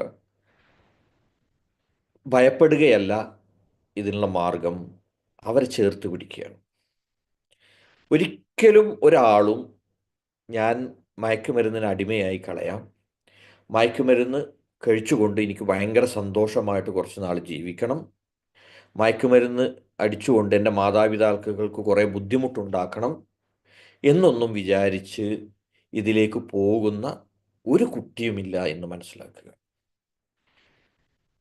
അവരുടെ മുമ്പിൽ ഉണ്ടാവുന്ന സാഹചര്യങ്ങളും നിവൃത്തിയില്ലായ്മയും പല കാര്യങ്ങളും അവർക്ക് സ്വന്തമായി കൈകാര്യം ചെയ്യാൻ പറ്റുന്നതിനേക്കാൾ വലിയ കാര്യങ്ങൾ അവരുടെ ലൈഫിലേക്ക് വരുമ്പോഴുമാണ് ഒരു നിവൃത്തിയുമില്ലാതെ അവർ ഇതിലേക്ക് പോയിപ്പെടുന്നത്.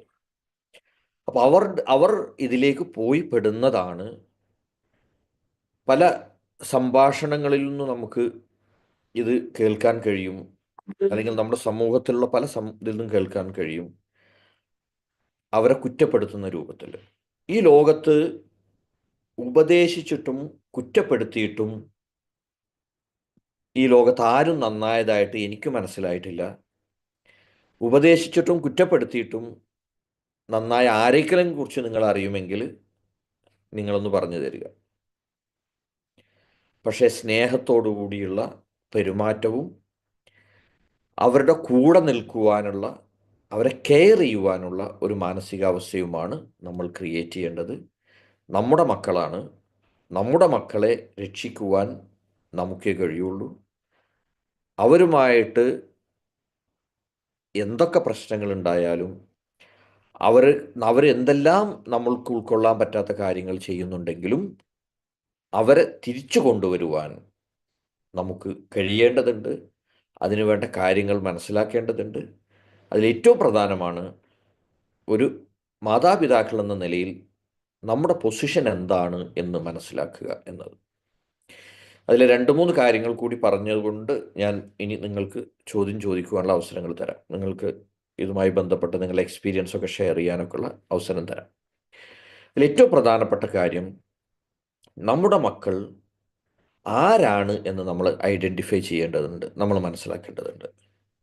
അതിൽ ഏറ്റവും പ്രധാനം, നമ്മൾ വിചാരിക്കുന്ന രൂപത്തിൽ, നമ്മൾ ആഗ്രഹിക്കുന്ന രൂപത്തിൽ,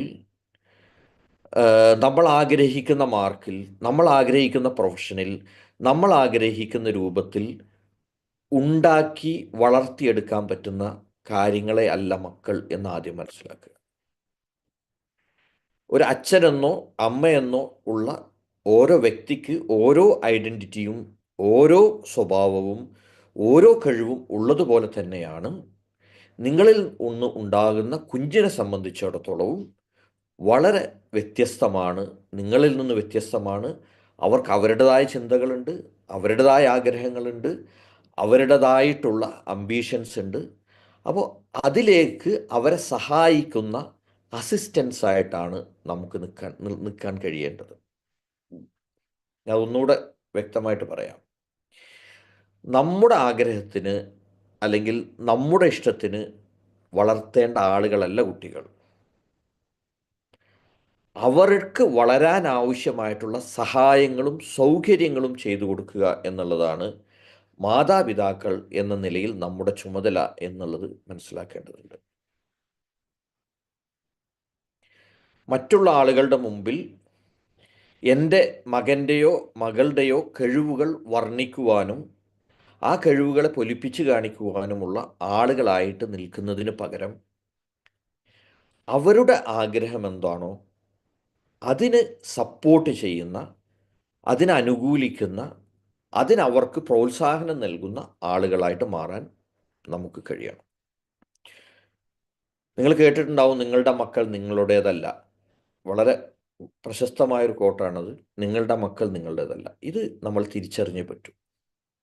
നമ്മുടെ ഉത്തരവാദിത്തത്തിൽ, നമ്മുടെ ജീവിതത്തിൻ്റെ ഒരു സ്റ്റെപ്പിൽ നമ്മുടെ റെസ്പോൺസിബിലിറ്റി ആയിട്ട് നമുക്ക് നൽകിയിട്ടുള്ള ഒരു സോളാണ് അവരെ സഹായിക്കുകയും അവർക്ക് വേണ്ട ഗൈഡൻസ് കൊടുക്കുകയും അവർക്ക് വേണ്ട സഹായങ്ങൾ ചെയ്തു കൊടുക്കുകയും അവരെ അവരായി വളരാൻ അനുവദിക്കുകയും ചെയ്യുക. അവിടെയാണ് നമ്മൾ സ്പിരിച്വൽ വാല്യൂസൊക്കെ കൊടുക്കേണ്ടത്. ആ സ്പിരിച്വൽ വാല്യൂസ് അവർക്ക് മനസ്സിലാവേണ്ടത് നമ്മുടെ ലൈഫിൽ നിന്നാണ്. അവർ പുസ്തകത്തിലൂടെ വായിച്ചു പഠിക്കുന്ന സ്പിരിച്വൽ വാല്യൂസിനൊന്നും അവരുടെ ഉള്ളിൽ വാല്യൂ ഉണ്ടാവില്ല. നമ്മളെ സംസാരം എന്ത്, നമ്മളൊരു കാര്യത്തെ സമീപിക്കുന്നത് എങ്ങനെയാണ്, നമ്മൾ അവരോട് കാര്യത്തിന് മറുപടി പറയുന്നത് എങ്ങനെയാണ്, അവർ പറയുന്നതിനെ എങ്ങനെയാണ് നമ്മൾ കേൾക്കുന്നത്, അവരുടെ ഇഷ്ടങ്ങളോട് നമ്മൾ എങ്ങനെയാണ് പ്രതികരിക്കുന്നത്, അവർ തെറ്റ് ചെയ്യുമ്പോൾ അവരെ എങ്ങനെയാണ് നമ്മൾ തിരുത്തുന്നത്, ഒരു കാര്യം തെറ്റാണോ ശരിയാണോ എന്ന് മനസ്സിലാക്കുന്നതിൻ്റെ മാനദണ്ഡം എന്താണ്, ഇതെല്ലാം ഒരു കുഞ്ഞ് പഠിക്കുന്നത് പുസ്തകങ്ങളിൽ നിന്നേക്കാൾ ഉപരി, നാട്ടുകാരേക്കാൾ ഉപരി, ഈ മാതാവും പിതാവും എങ്ങനെയാണ് ഇതിനെ സമീപിക്കുന്നത് എന്നതിൽ നിന്നാണ്. ഒരു മാതാവും പിതാവും എങ്ങനെ കമ്മ്യൂണിക്കേറ്റ് ചെയ്യുന്നു എന്നുള്ളതാണ് മാതാവിൻ്റെയും പിതാവിൻ്റെയും വില പോലും അവരുടെ മക്കളിൽ നിശ്ചയിക്കപ്പെടുന്നത്. അപ്പം ഇതെല്ലാം ഒരുപാട് സാമൂഹികമായിട്ടുള്ള കാര്യങ്ങൾ ഇതിൽ ഇൻവോൾവ്ഡ് ആണ് എന്നറിയാം. പക്ഷേ ഇതിങ്ങനെയല്ലാതെ ഇതിന് വേറെ മാർഗങ്ങൾ ഇല്ല എന്നുള്ളതാണ് സത്യം. അപ്പോൾ ഇവിടെ നമുക്ക് നമ്മുടെ തലമുറയെ വളർത്തിയെടുക്കണമെങ്കിൽ, നമ്മുടെ തലമുറയെ ഏറ്റവും നല്ല രൂപത്തിൽ വളർത്തിയെടുക്കണമെങ്കിൽ അതിനുള്ള ഏറ്റവും പ്രധാനപ്പെട്ട കാര്യമെന്ന് പറയുന്നത് ആ മക്കളുമായിട്ടുള്ള, ആ തലമുറയുമായിട്ടുള്ള നമ്മുടെ ബന്ധം എത്ര ആഴത്തിലാണ് എന്നുള്ളതാണ്. ആ തലമുറയുമായിട്ടുള്ള നമ്മുടെ കമ്മ്യൂണിക്കേഷൻ എത്രമാത്രം ഓപ്പണാണ്, വിസിബിളാണ്, എത്രമാത്രം ട്രാൻസ്പെറൻ്റ് ആണ് എന്നുള്ളതിനനുസരിച്ചാണ്.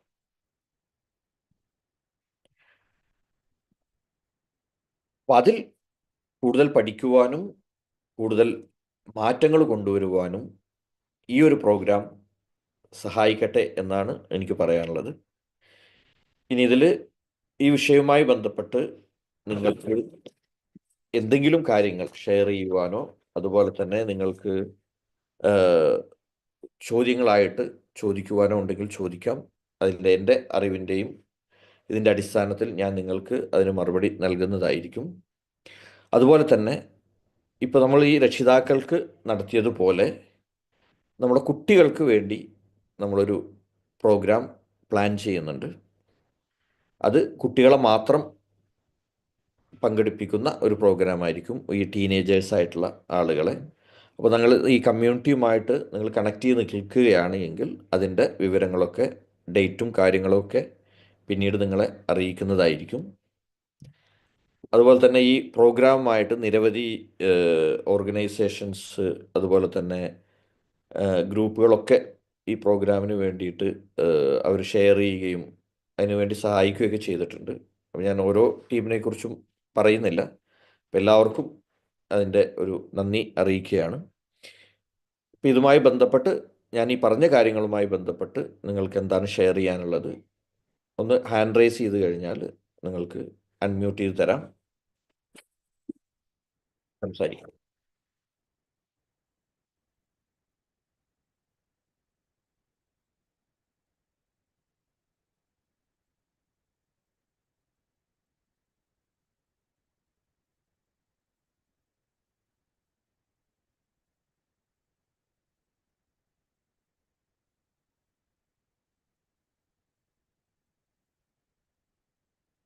ഓക്കെ, ഷംസുദ്ദീൻ സംസാരിച്ചോളൂ. അൺമ്യൂട്ട്. ഹലോ. യെസ്. ഞാൻ ഡയറക്ടർ ചോദിക്കുന്നു. എൻ്റെ പേര് ശംസുദ്ദീൻ എന്നാണ്. എൻ്റെ പറയൂ. വീട് ചാവ. അപ്പോ ഇതിലിപ്പോ സാറ് പറഞ്ഞ പോലെ ഇപ്പോ എല്ലാവരും ഈ രക്ഷിതാക്കളായിട്ടുള്ള നമ്മളൊക്കെ എല്ലാവരും ഈ പറഞ്ഞൊരു അവസ്ഥയിലാണ് ജീവിക്കുന്നത്. എന്താ, എങ്ങനെ, സത്യം എന്താണ്, എങ്ങനെ ആ സത്യം ഇനി അറിഞ്ഞാൽ തന്നെ അത് എങ്ങനെ പ്രാവർത്തികമായി ജീവിക്കാം, ആറ്റിറ്റ്യൂഡ് അടക്കമുള്ള അതുപോലെ അതൊരു തരം നാണക്കേട് പോലത്തെ ഒരു അവസ്ഥയിലാണ് മനുഷ്യരുള്ളത്. അപ്പൊ അങ്ങനെയുള്ളൊരു കാലത്ത് മക്കളും ആ അവസ്ഥനെ അങ്ങനെ തന്നെയാണ് കാണുന്നത്. അപ്പൊ ഈ മയക്കുമരുന്നിലുള്ളവര് അതാണ് ഭയങ്കര സംഭവമായിട്ട് അത് അവരെ പോകുന്നു. അപ്പൊ ഈ മക്കള് പാവങ്ങളായിട്ടുള്ള കുറെ മക്കള് അവർക്ക് പിടിച്ചു നിൽക്കാൻ പറ്റാതെ അതില് അവരവിടെ ഒറ്റപ്പെടുന്നുണ്ട്. ഇപ്പൊ ആ ഒരു എതിരേക്കാൾ, കാരണം ഭൂരിപക്ഷം കുട്ടികളും കടന്നു കഴിഞ്ഞു എന്നാണ് ഞാൻ വിചാരിക്കുന്നത്. അപ്പോ മറ്റുള്ള പാവങ്ങളായിട്ട് കുട്ടികള് അതൊരു സെയിം അവസ്ഥയിലാണ് നിൽക്കുന്നത്. അപ്പൊ അങ്ങനെ വരുമ്പോൾ അത് ഒറ്റപ്പെടും. അതൊക്കെ ഈ ഒരു അവസ്ഥ കൊണ്ട് ഉണ്ടായി പോകുന്നതല്ലേ. ഈ ഒരു മാതാപിതാക്കള് ഇങ്ങനെ അവരിലും കാണുന്നു, പിന്നെ ആ കുട്ടിക്ക് അങ്ങനെ നിലനിൽപ്പില്ല. അതുകൊണ്ട് അതെങ്ങനെയാണ് അപ്പൊ അതിനെ ചോദിക്കണേ. ഓക്കെ. അതില് ഇപ്പൊ ഞാൻ നേരത്തെ സൂചിപ്പിച്ചതുപോലെ തന്നെ ഇതില് ആ ഇതില് ഒരു മനുഷ്യനെ സംബന്ധിച്ചിടത്തോളം സമാധാനമാണ് അവന് ഏറ്റവും പ്രധാനം. അത് കുഞ്ഞാണെങ്കിലും വലിയ ആളാണെങ്കിലും പ്രായമായ ആളുകളാണെങ്കിലും യുവാക്കളാണെങ്കിലും എല്ലാവർക്കും ഇമ്പോർട്ടൻ്റ് അവരുടെ സമാധാനമാണ്. അപ്പോൾ ഈ സമാധാനത്തെക്കുറിച്ചുള്ള ഇന്നത്തെ കാഴ്ചപ്പാടുകൾ തന്നെ മാറേണ്ടതുണ്ട്. കാരണം സമാധാനം എന്ന് പറഞ്ഞാൽ അത് തേടി നടക്കേണ്ട ഒരു കാര്യമാണ് എന്നാണ് എല്ലാവരും കരുതിയിരിക്കുന്നത്. സമാധാനം എന്ന് പറഞ്ഞാൽ പുറമേ നിന്നുള്ള ഇങ്ങോട്ട് കൊണ്ടുവന്ന് തരേണ്ട ഒരു സാധനമാണ് എന്നാണ് എല്ലാവരും വിചാരിച്ചിരിക്കുന്നത്. ഭർത്താവിൻ്റെ സമാധാനം ഭാര്യയുടെ കയ്യിലും ഭാര്യയുടെ സമാധാനം ഭർത്താവിൻ്റെ കയ്യിലും ഭർത്താവിൻ്റെയും ഭാര്യയുടെയും സമാധാനം മക്കളുടെ കൈകളിലും, അല്ലെങ്കിൽ അമ്മായിമ്മയുടെയും അമ്മോശൻ്റെ കയ്യിലും, അല്ലെങ്കിൽ ജ്യേഷ്ഠൻ്റെയും അനിയൻ്റെയും കയ്യിലും, അല്ലെങ്കിൽ ജോലി ചെയ്യുന്ന ബോസിൻ്റെ കയ്യിലും, അല്ലെങ്കിൽ ക്ലയൻറ്റിൻ്റെ കയ്യിലും, ഇങ്ങനെയൊക്കെയാണ് എന്നാണ് എല്ലാവരുടെയും വിചാരം. സത്യത്തിൽ അങ്ങനെയല്ല. നമ്മുടെ സമാധാനം ഇരിക്കുന്നത് നമ്മുടെ ഉള്ളിലാണ്. ആ സമാധാനത്തിനെ കൊണ്ടു നടക്കാനും അതിനെ ആക്ടിവേറ്റ് ചെയ്യാനും ആ സമാധാനം നിലനിർത്തുവാനും കഴിയുന്നതും നമുക്കാണ്. അവിടെ ചില പഠനങ്ങളുടെ ആവശ്യമുണ്ട്. എക്സ്പീരിയൻസ് ചെയ്യേണ്ട ചില കാര്യങ്ങളുണ്ട്. അതായത് സമാധാനം എന്ന് പറയുന്നത് ആരെങ്കിലും കൊണ്ടുവന്ന് തരുന്ന ഒരു സാധനമല്ല. നമ്മളുടെ ഉള്ളിൽ നിന്ന് നമ്മൾ ആക്ടിവേറ്റ് ചെയ്തെടുക്കുന്ന ഒരു സാധനമാണ്. ഇത് നിങ്ങൾക്ക് പറഞ്ഞാൽ എത്രമാത്രം മനസ്സിലാവുമെന്ന് എനിക്കറിയില്ല. നമ്മുടെ കമ്മ്യൂണിറ്റിയിൽ ഇത് എക്സ്പീരിയൻസ് ചെയ്തു പോകുന്ന ട്രെയിനിങ്ങുകളുണ്ട്. അതായത് ഈ സമാധാനം എവിടെയാണ് എന്ന് നമുക്ക് മനസ്സിലാക്കുവാനും ആ മനസ്സിലാക്കിയ സമാധാനത്തെ നിലനിർത്തുന്ന തരത്തിലേക്ക് നമുക്ക് നമ്മുടെ ചുറ്റുപാടുകളെ നോക്കിക്കാണാനും കഴിഞ്ഞാൽ ഇത് എളുപ്പമാണ്. അപ്പോൾ അത് ചില കാര്യങ്ങൾ നമ്മൾ പഠിക്കേണ്ടതുണ്ട്, എക്സ്പീരിയൻസ് ചെയ്യേണ്ടതുണ്ട്. സമാധാനം നഷ്ടപ്പെടുന്ന ഏറ്റവും പ്രധാനപ്പെട്ട രണ്ട് കാര്യങ്ങൾ എന്ന് പറയുന്നത്, ഒന്ന് കഴിഞ്ഞു പോയ കാര്യങ്ങൾ നമ്മുടെ മനസ്സിലുണ്ടാക്കിയിട്ടുള്ള ആഘാതവും വരാനിരിക്കുന്ന കാര്യങ്ങളെക്കുറിച്ചുള്ള ആശങ്കയുമാണ്. സത്യത്തിൽ ഇതിനെ രണ്ടിനെയും എങ്ങനെ നോക്കിക്കാണണമെന്ന് പഠിച്ചാൽ തന്നെ നമുക്ക് ഈ സമാധാനമായിരിക്കാൻ കഴിയുന്ന തരത്തിലേക്ക് വളരാൻ കഴിയും. അത് ശരിക്കും പഠിക്കേണ്ടതുണ്ട് എന്നുള്ളതാണ് എൻ്റെ ലൈഫിൻ്റെയൊക്കെ ഒരു പിന്നെ അനുഭവം. നമ്മൾ സമാധാനം തേടി നടക്കുകയായിരുന്നു. നമ്മളെ വിചാരം സമാധാനമൊക്കെ ആരെങ്കിലും കൊണ്ടുവന്ന് തരുമെന്നൊക്കെ ആയിരുന്നു ആദ്യം വിചാരിച്ചിരുന്നത്. പിന്നീടാണ് അത് റിയലൈസ് ചെയ്യുന്നത്. അപ്പോൾ ഞാൻ പറഞ്ഞു വരുന്ന കാര്യം, നമ്മുടെ ലൈഫിൽ ഏറ്റവും പ്രധാനമെന്ന് വിചാരിക്കുന്ന ഈ സമാധാനം നമ്മുടെ കുഞ്ഞുങ്ങൾക്കും വേണ്ടേ? അത് ആ കുഞ്ഞുങ്ങൾക്കും അത് വേണമെങ്കിൽ അതിനാവശ്യമായിട്ട് അത് അനുകൂലമായ സിറ്റുവേഷൻസ് എങ്കിലും ക്രിയേറ്റ് ചെയ്യാൻ നമ്മളെ കൊണ്ട് കഴിയണം. ഏറ്റവും പ്രധാനം എന്ന് പറയുന്നത് അവർക്ക് അവരുടെ കൂടെ നിൽക്കുന്ന ആളായിട്ട് മാറണം. ഈ അവരുടെ കൂടെ നിൽക്കുന്ന ആളായിട്ട് മാറണം എന്ന് പറയുമ്പോൾ എന്താണ് സാധാരണ കുടുംബത്തിൽ സംഭവിക്കുന്നതെന്ന് കൂടി പറഞ്ഞാൽ കുറച്ചുകൂടെ അത് മനസ്സിലാവും. അതായത് ഒരു കുട്ടിയുടെ കൂടെ നിൽക്കുന്ന ആൾ എന്ന് പറഞ്ഞാൽ അവർ ചെയ്യുന്ന എല്ലാ കാര്യങ്ങൾക്കും അനുകൂലമായി നിൽക്കുന്ന ആളല്ല അവരെ കൂടെ നിൽക്കുന്ന ആൾ. ഇത് നമുക്ക് കൃത്യമായിട്ട് മനസ്സിലാക്കാൻ പറ്റണം. അപ്പോൾ സാധാരണ സംഭവിക്കുന്നത് എന്താണെന്ന് വെച്ച് കഴിഞ്ഞാൽ അച്ഛൻ എതിർക്കുന്ന ആളും അമ്മ ഇവരെ അനുകൂലിക്കുന്ന ആളുമായിട്ടാണ് പല ഗെയിമുകളും നടക്കുക വീട്ടിൽ. ഇവരെ ഇങ്ങനെ കൊണ്ടുപോകാൻ വേണ്ടിയിട്ട് നടക്കുന്ന ഗെയിമുകൾ. പക്ഷേ നമ്മൾ പറഞ്ഞ ഇത്തരം കാര്യങ്ങളുണ്ടല്ലോ, ഒന്ന് അവരുടെ അഡോളസൻസുമായി ബന്ധപ്പെട്ട് അവരുടെ വളർച്ചയുമായി ബന്ധപ്പെട്ട കാര്യങ്ങൾ, രണ്ട് ഈ ഡ്രഗ്സുമായിട്ടൊക്കെയുള്ള കാര്യങ്ങളെ കൃത്യമായിട്ട് അതാത് സമയത്ത് അഡ്രസ്സ് ചെയ്യണം. ബാക്കിയുള്ള ചെറിയ ചെറിയ കാര്യങ്ങളൊക്കെ നമുക്ക് പിന്നെയും ഇഗ്നോർ ചെയ്യാം. പക്ഷേ ഈ രണ്ട് കാര്യങ്ങളെ വളരെ കൃത്യമായിട്ട് അഡ്രസ്സ് ചെയ്യാൻ നമുക്ക് കഴിയണം, സൊല്യൂഷൻ കാണാൻ കഴിയണം. അപ്പോൾ നമുക്കൊരു ഡൗട്ട് വന്നാൽ, ഒരു പ്രാവശ്യം ഉപയോഗിച്ചിട്ടുണ്ടെങ്കിൽ ഒരു ഡൗട്ട് വന്നു കഴിഞ്ഞാൽ അവരോട് തുറന്ന് പറയണം. അവരോട് പറയണം എന്ത്, ഇത് നിങ്ങൾക്ക് ഹാനികരമാണ്, ഇത് നിങ്ങളെ നശിപ്പിക്കും. അപ്പം നിനക്ക് എന്താണ് വേണ്ടത്, അത് ഞങ്ങൾ നിൻ്റെ കൂടെ സഹായിക്കാനുണ്ട്. ഇത്തരം ഒരു ഒരു സാധനത്തിൻ്റെ സപ്പോർട്ട് ഇല്ലാതെ തന്നെ നിനക്ക് ജീവിക്കാൻ കഴിയുന്ന തരത്തിൽ സഹായിക്കാൻ ഞങ്ങൾ തയ്യാറാണെന്ന് പറഞ്ഞാൽ ആ കുട്ടി മക്കളോട് കൂടെ നിൽക്കും. നിങ്ങൾ നോക്കൂ, ഏതെങ്കിലും ഒരു മാതാപിതാക്കൾ എൻ്റെ കുട്ടി നശിക്കണമെന്ന് വിചാരിക്കുന്നുണ്ടോ? ഇല്ല എങ്കിൽ ഒരു കുഞ്ഞും എൻ്റെ മാതാപിതാക്കളെ ബുദ്ധിമുട്ടിലാക്കണമെന്ന് വിചാരിക്കുന്നില്ല എന്ന് മനസ്സിലാക്കുക. അവരുടെ സാഹചര്യങ്ങളും അവരുടെ നിവൃത്തിയില്ലായ്മയാണ്. അപ്പോൾ ഞാൻ നേരത്തെ ചോദിച്ചതിലേക്ക് കണക്ട് ചെയ്ത് വരികയാണെങ്കിൽ ഈ ഒരു തിരിച്ചറിവ്, കാരണം നമ്മുടെ വിദ്യാഭ്യാസ സംവിധാനത്തിൽ നമുക്ക് ഡിഗ്രികൾ തരുന്നുണ്ട്, ഭാഷകൾ പഠിക്കുന്നുണ്ട്, നമ്മൾ മാത്തമാറ്റിക്സ് പഠിക്കുന്നുണ്ട്, ശാസ്ത്രം പഠിക്കുന്നുണ്ട്, ഹിസ്റ്ററി പഠിക്കുന്നുണ്ട്, എല്ലാം പഠിക്കുന്നുണ്ട്. പക്ഷെ ലൈഫിനെ എങ്ങനെ മുന്നോട്ട് കൊണ്ടുപോകണമെന്ന് നമ്മുടെ ഈ വിദ്യാഭ്യാസ സംവിധാനത്തിൽ പഠിക്കുന്നില്ല. അപ്പോൾ ഒരു ഡിഗ്രി, ഒരു എഞ്ചിനീയർ, ഒരു ഒരു സിവിൽ എഞ്ചിനീയർ ആയിട്ടുള്ള ഒരാൾക്ക് ആ കോളേജിൽ നിന്ന് ആ സർട്ടിഫിക്കറ്റുമായിട്ട് ഇറങ്ങിയിട്ട് ഇനി എന്ത് ചെയ്യണമെന്നറിയാത്ത സാഹചര്യം പോലും നമ്മുടെ വിദ്യാഭ്യാസ സംവിധാനത്തിൽ നിലനിൽക്കുന്നു. അപ്പോൾ ലൈഫിനെ ഇമ്പോർട്ടൻ്റ് ആയിട്ട് മനസ്സിലാക്കുവാനും ലൈഫിനെ കുറിച്ച് പഠിക്കുവാനും തയ്യാറാവണമെന്നാണ് എനിക്ക് പറയാനുള്ളത്. ഞാൻ അതൊരു ദൗത്യമായി ഏറ്റെടുത്ത് പഠിപ്പിച്ചുകൊണ്ടിരിക്കുന്ന ഒരാൾ എന്നുള്ള നിലയിൽ എനിക്ക് പറയാനുള്ളത്, ഇത് വളരെ പ്രധാനമായിട്ട് നമ്മൾ മനസ്സിലാക്കണം. കാരണം നമ്മൾ മനസ്സിലാക്കിയതിൽ നിന്നും വ്യത്യസ്തമായിട്ടാണ് ഈ ലോകം സഞ്ചരിക്കുന്നത്. ഈ ലോകത്ത് ഒരാളും ഒരാളെ നശിപ്പിക്കാൻ വേണ്ടിയിട്ട് പിന്നെ കച്ച കെട്ടി ഇറങ്ങിയിട്ടില്ല. അവർക്കൊക്കെ അവരുടേതായ ഒരുപാട് എൻഗേജ്മെൻ്റ് ഉണ്ട്. പിന്നെ എന്താ സംഭവിക്കുന്നതെന്ന് ചോദിച്ചാൽ, ഓരോ സാഹചര്യങ്ങളിൽ അവരവരെ മാനേജ് ചെയ്യാൻ വേണ്ടി പറയുന്ന ചില കാര്യങ്ങളോ അല്ലെങ്കിൽ പ്രകടിപ്പിക്കുന്ന കാര്യങ്ങളോ, അല്ലെങ്കിൽ ആ സന്ദർഭത്തിൽ അറിയാതെ, നമ്മളൊക്കെ ഉണ്ടല്ലോ പല സ്ഥലത്തും അറിയാതെ പറഞ്ഞു പോയിട്ട് നമുക്ക് തന്നെ തോന്നും അത് ഞാൻ അവിടെ പറയേണ്ടിയിരുന്നില്ല എന്ന രൂപത്തിൽ പറയുന്ന കാര്യങ്ങളൊക്കെയാണ് പ്രശ്നങ്ങളായിട്ടും സംഭവങ്ങളായിട്ടും ബുദ്ധിമുട്ടുകളുമായിട്ടൊക്കെ നിഴലിച്ച് നിൽക്കുന്നത്. അപ്പോൾ ഇവിടെ നമ്മൾ മനസ്സിലാക്കേണ്ട കാര്യം വളരെ പ്രധാനമാണ്. നമ്മളെ കുട്ടികൾ നമ്മെ പരാജയപ്പെടുത്താൻ, നമ്മളെ അപമാനിക്കാൻ, അല്ലെങ്കിൽ നമുക്ക് പ്രശ്നങ്ങൾ ഉണ്ടാക്കാൻ, കുടുംബത്തിന് മോശപ്പേരുണ്ടാക്കാൻ വേണ്ടി ഇറങ്ങി തിരിച്ച ആളുകളല്ല. നിവൃത്തിയില്ലാഞ്ഞിട്ടാണ്, പല തരങ്ങളിലും അവർക്ക് ഓവർകം ചെയ്യാൻ കഴിയാഞ്ഞിട്ടാണ് എന്നുള്ളത് മനസ്സിലാക്കുക. അതിന് ഒരു ശക്തി പകരാൻ പറ്റുന്ന തരത്തിലുള്ള ഒരുപാട് പഠന പദ്ധതികൾ ഇന്ന് നിലനിൽക്കുന്നുണ്ട്. അവരെ അതിലൂടെ കടത്തിവിടുക. അവർ പഠിക്കട്ടെ, മനസ്സിലാക്കട്ടെ. കാരണം അറിവാണ് എല്ലാ ആളുകളെയും ഉയർത്തിക്കൊണ്ടുവരുന്ന കാര്യം. അപ്പോൾ അവരുടെ മനസ്സും ശരീരവും എങ്ങനെ പ്രവർത്തിക്കുന്നു എന്ന് അവർ പഠിക്കേണ്ടതുണ്ട്. പലർക്കും അറിയില്ല എങ്ങനെയാണ് നമ്മളെ മനസ്സും ശരീരവും ഒക്കെ പ്രവർത്തിക്കുന്നത് എന്ന്.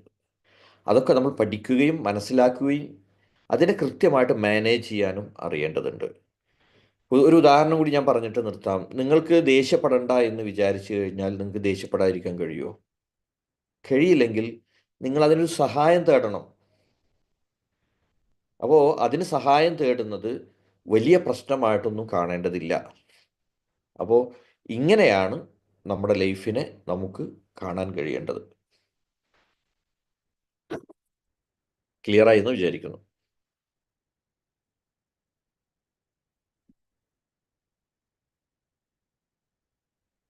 നെക്സ്റ്റ്.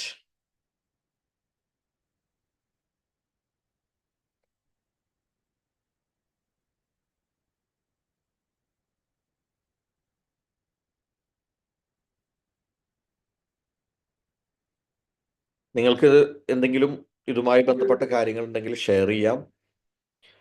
അതുപോലെ തന്നെ ഞാൻ പറഞ്ഞ കാര്യങ്ങളിൽ എന്തെങ്കിലും ക്വസ്റ്റ്യൻസ് ഉണ്ടെങ്കിൽ ചോദിക്കാം. നിങ്ങൾക്ക് എന്തെങ്കിലും ആഡ് ചെയ്യണമെങ്കിൽ ആഡ് ചെയ്യാം. അതിനൊക്കെയുള്ള അവസരമാണ്.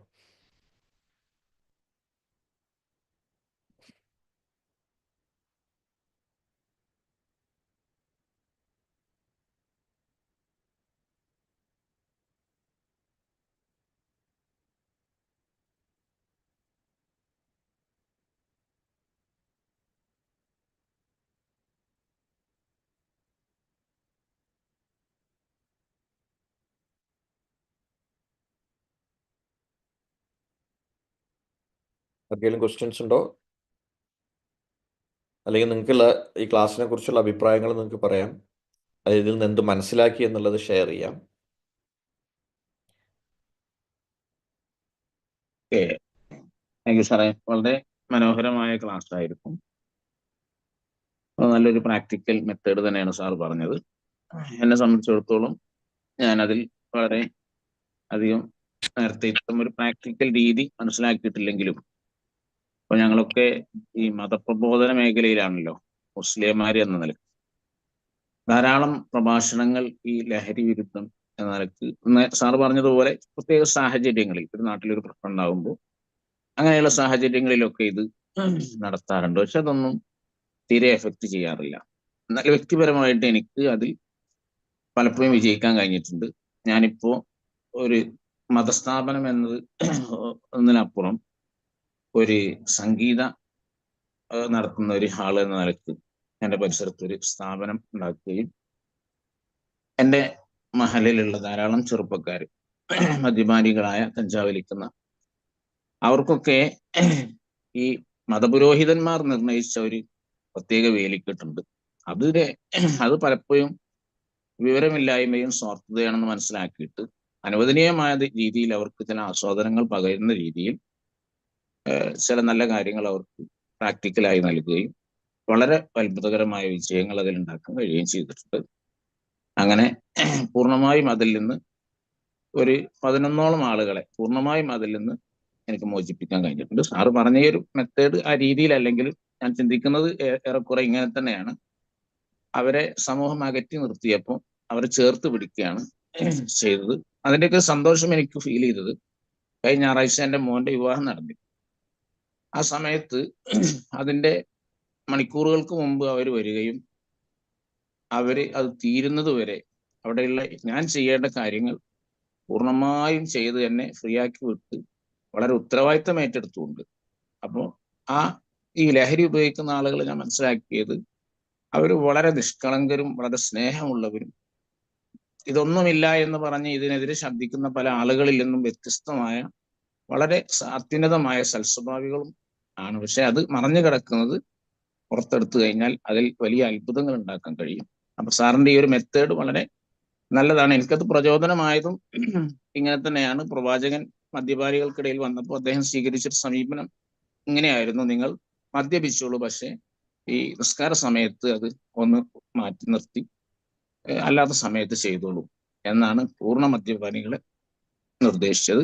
അതുമായി ബന്ധപ്പെട്ട ഒരു മെസ്സേജ് എനിക്ക് അങ്ങനെ എപ്പോഴോ വന്നു. ആ ഒരു രീതി സ്വീകരിച്ചപ്പോൾ അതിൽ വലിയ വിജയങ്ങൾ ഉണ്ടാക്കാൻ കഴിഞ്ഞിട്ടുണ്ട്. അപ്പോൾ സാറിന്ന് അതിൻ്റെ ഒരു പ്രാക്ടിക്കൽ രീതി പറഞ്ഞു. എന്നാലും എനിക്ക് അവിടെയുള്ള ഒരു സംശയം, നമ്മൾ ഇത് തിരിച്ചറിയാൻ കഴിയാതെ പോകുന്ന ഒരു കാലയളവ്, ഇതിന്റെ 1-ാം ഘട്ടവും 2-ാം ഘട്ടത്തിലേക്ക് എത്തുമ്പോഴാണല്ലോ അറിയുന്നത്. അപ്പൊ ഈ 1-ാം ഘട്ടത്തിലും ഏറെക്കുറെ അതിന്റെ സൂചനയൊക്കെ ലഭിക്കുമ്പോൾ അല്ലെങ്കിൽ 2-ാം ഘട്ടം എത്തുമ്പോൾ അവരെ നമുക്ക് പിന്തിരിപ്പിക്കാനുള്ള ഒരു മാർഗം നമുക്ക് കൂടുതൽ ഒന്നുകൂടെ ഒക്കെ പഠിക്കണം എന്ന് എനിക്ക് തോന്നുന്നുണ്ട്. നമ്മൾ പലപ്പോഴും ഇതിന്റെ അന്ത്യഘട്ടത്തിലാണ് ഇതിൽ എത്തിപ്പെടുന്നത്. അതിൽ ഏറ്റവും പ്രധാനപ്പെട്ട ഒരു കാര്യം, ഇപ്പം ഇതുമായി ബന്ധപ്പെട്ട് ഈ 1-ാം ഘട്ടത്തിലുണ്ടല്ലോ, 1-ാം ഘട്ടത്തിൽ നമുക്ക് തിരിച്ചറിയാൻ കഴിഞ്ഞു എന്ന് പറഞ്ഞാൽ അത് വലിയ സംഭവമാണ്. കാരണം അവർക്ക് അത്രയും ഹൈഡ് ചെയ്യാനുള്ള ഒരുപാട് കാര്യങ്ങളുണ്ട്. കാരണം അവരുടെ ഫേസിലോ അവരുടെ ശരീരത്തിലോ ഒന്നും ഇതിൻ്റെ റിഫ്ലക്ഷൻ ഒന്നും നമുക്ക് കാണാൻ കഴിയില്ല. അപ്പോൾ 1-ാം ഘട്ടത്തിൽ തന്നെ ഇതിന് കൃത്യമായിട്ട് ട്രീറ്റ്മെൻറ്റ് കൊടുത്തേ പറ്റുള്ളൂ. അതിലേക്ക് നമ്മൾ പോകണം. അതായത് ഇപ്പോൾ ഈ മറ്റു കഞ്ചാവ് പോലെയുള്ള രാസലഹരിയിൽ നിന്നൊക്കെ തന്നെ അവർക്ക് അത് കിട്ടിയില്ലെങ്കിൽ ഉണ്ടാവുന്ന ചില അസ്വസ്ഥതകളുണ്ട്. അതിനേക്കാൾ വളരെ രൂക്ഷമാണ് ഇതിനടിമപ്പെട്ട് കഴിയുന്ന രൂപത്തിലേക്ക് പോകുമ്പോൾ ഉണ്ടാവുന്ന ആഫ്റ്റർ എഫക്റ്റുകൾ. അപ്പോൾ അതുകൊണ്ട് ഏറ്റവും ബെസ്റ്റ് എന്ന് പറയുന്നത് ഇതുമായിട്ടുള്ള വിദഗ്ധരുമായി കണക്ട് ചെയ്തുകൊണ്ട് അവരുടെ നിർദ്ദേശപ്രകാരം കൃത്യമായ ഒരു ട്രീറ്റ്മെൻറ്റിലൂടെ തന്നെ ഇതിനെ കടന്നു പോകണമെന്നാണ് എനിക്ക് തോന്നുന്നത്. രണ്ടാമത്തെ ഒരു കാര്യമെന്ന് പറയുന്നത്, ട്രീറ്റ്മെൻറ്റ് ചെയ്തിട്ട് വീണ്ടും ഇവർ വരുന്നത് ഈ ആളുകളുടെ ഇടയിലേക്ക് തന്നെയാണല്ലോ. അപ്പോൾ അവിടെ നമുക്ക് കൃത്യമായിട്ട് ഇവരെവിടെ പോകുന്നു എന്നും എന്തൊക്കെ സംഭവിക്കുന്നു എന്നുള്ളതും അവരുടെ ആക്സസ് ഏതൊക്കെ മേഖലയിലാണുള്ളത് എന്നും അവരുടെ കൂട്ടത്തിൽ ആരൊക്കെയാണ് ഈ ഒരു ലെവലിൽ വന്നിട്ടുള്ളത് എന്നൊക്കെ നമ്മൾ കുറച്ചുകൂടെ മനസ്സിലാക്കുകയും അത് മനസ്സിലാക്കിക്കൊണ്ട് നമ്മൾ അതിന് വേണ്ട നടപടികൾ സ്വീകരിക്കുകയും ചെയ്യണം. അപ്പോൾ ഇത് നാട്ടുകാരറിഞ്ഞതുകൊണ്ടോ പോലീസ് അറിഞ്ഞതുകൊണ്ടോ ഒന്നും തന്നെ നമുക്കൊരു അപമാനമായിട്ട് നിങ്ങൾ തോന്നേണ്ടതില്ല. അത് സംഭവിച്ചു കഴിഞ്ഞൊരു കാര്യമാണ്, നമുക്കതിനെ തിരുത്താൻ കഴിയില്ല. ഇവിടെ വേണ്ടത് നമ്മളെ കുട്ടിയെ സംരക്ഷിച്ചെടുക്കാൻ വേണ്ടി നമ്മൾ അതിനു വേണ്ടി ഇറങ്ങിത്തിരിക്കുക എന്നുള്ളത് തന്നെയാണ് അതിനുള്ള സൊല്യൂഷൻ. അത് ഒരു സൈക്കാട്രിക് ഡോക്ടറെ അടുത്ത് കാണിച്ചതോ ഒരു റീഹാബിലിറ്റേഷൻ സെൻറ്ററിൽ എൻ്റെ കുട്ടീനെ കൊണ്ടുപോണ്ടി വന്നു എന്നുള്ളത് ഒരു അപമാനമായിട്ട് നിങ്ങൾക്ക് തോന്നേണ്ടതില്ല. ഈ തോന്നലാണ് ഏറ്റവും കൂടുതൽ പ്രതിസന്ധി ഇന്നുണ്ടാക്കിക്കൊണ്ടിരിക്കുന്നത്.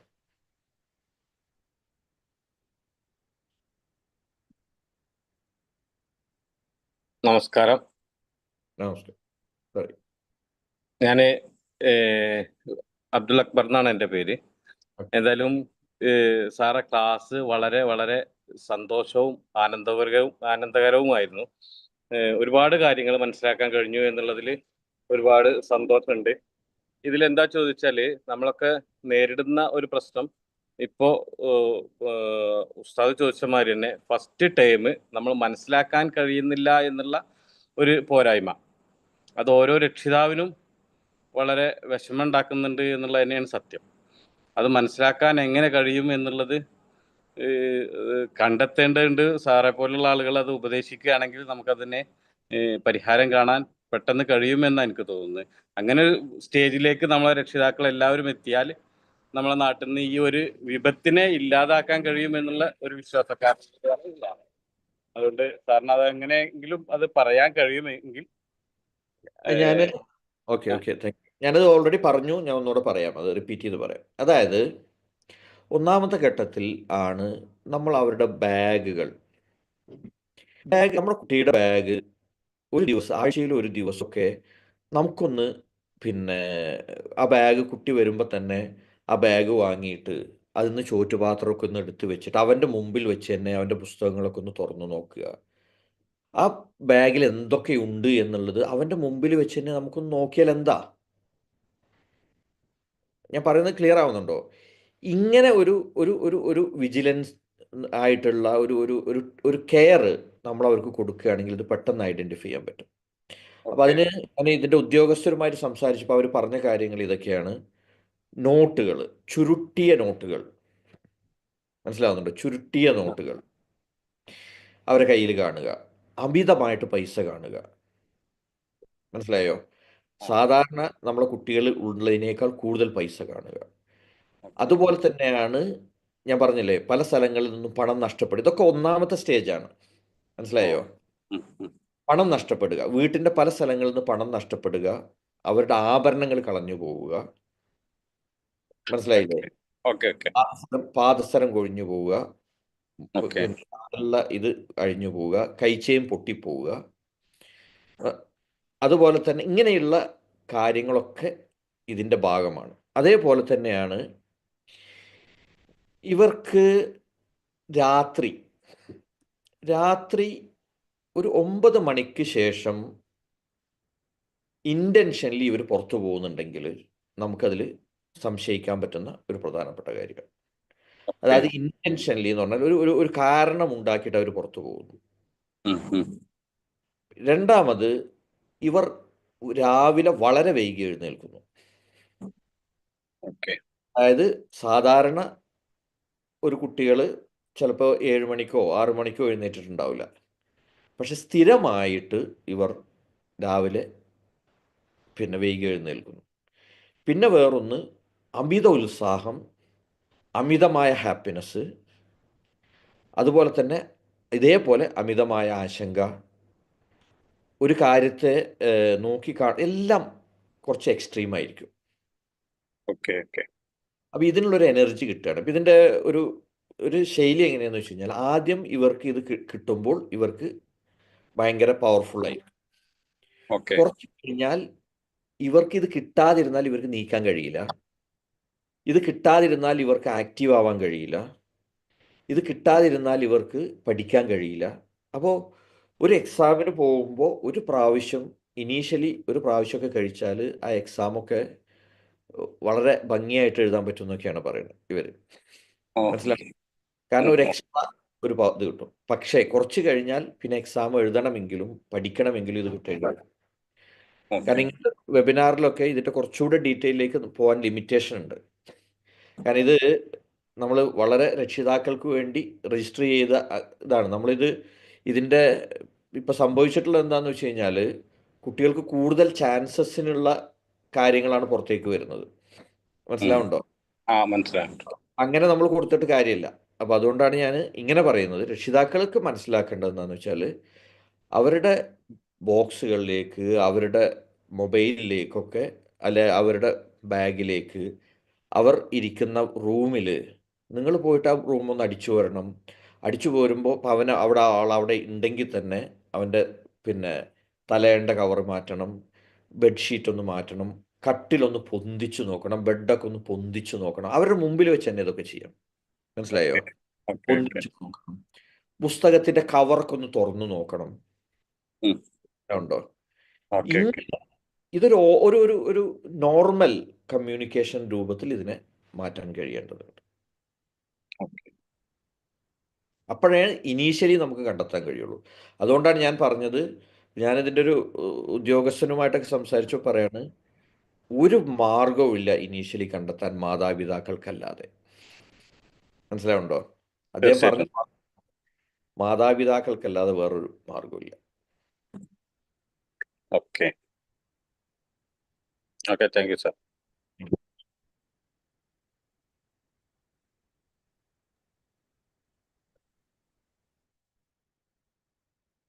നമ്മളെ സമയം ഏകദേശം ആയിരിക്കുന്നു. ഒരാൾ കൂടെ ഒന്ന് സംസാരിക്കാം.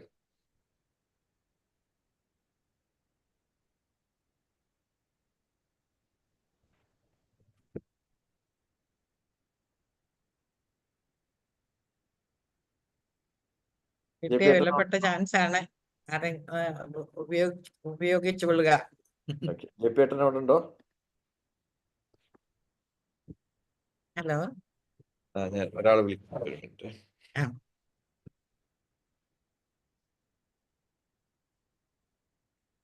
അൺമ്യൂട്ട് സംസാരിക്കാൻ പറ്റുമോ എന്ന് എനിക്കറിയില്ല. എങ്കിലും നമസ്കാരം.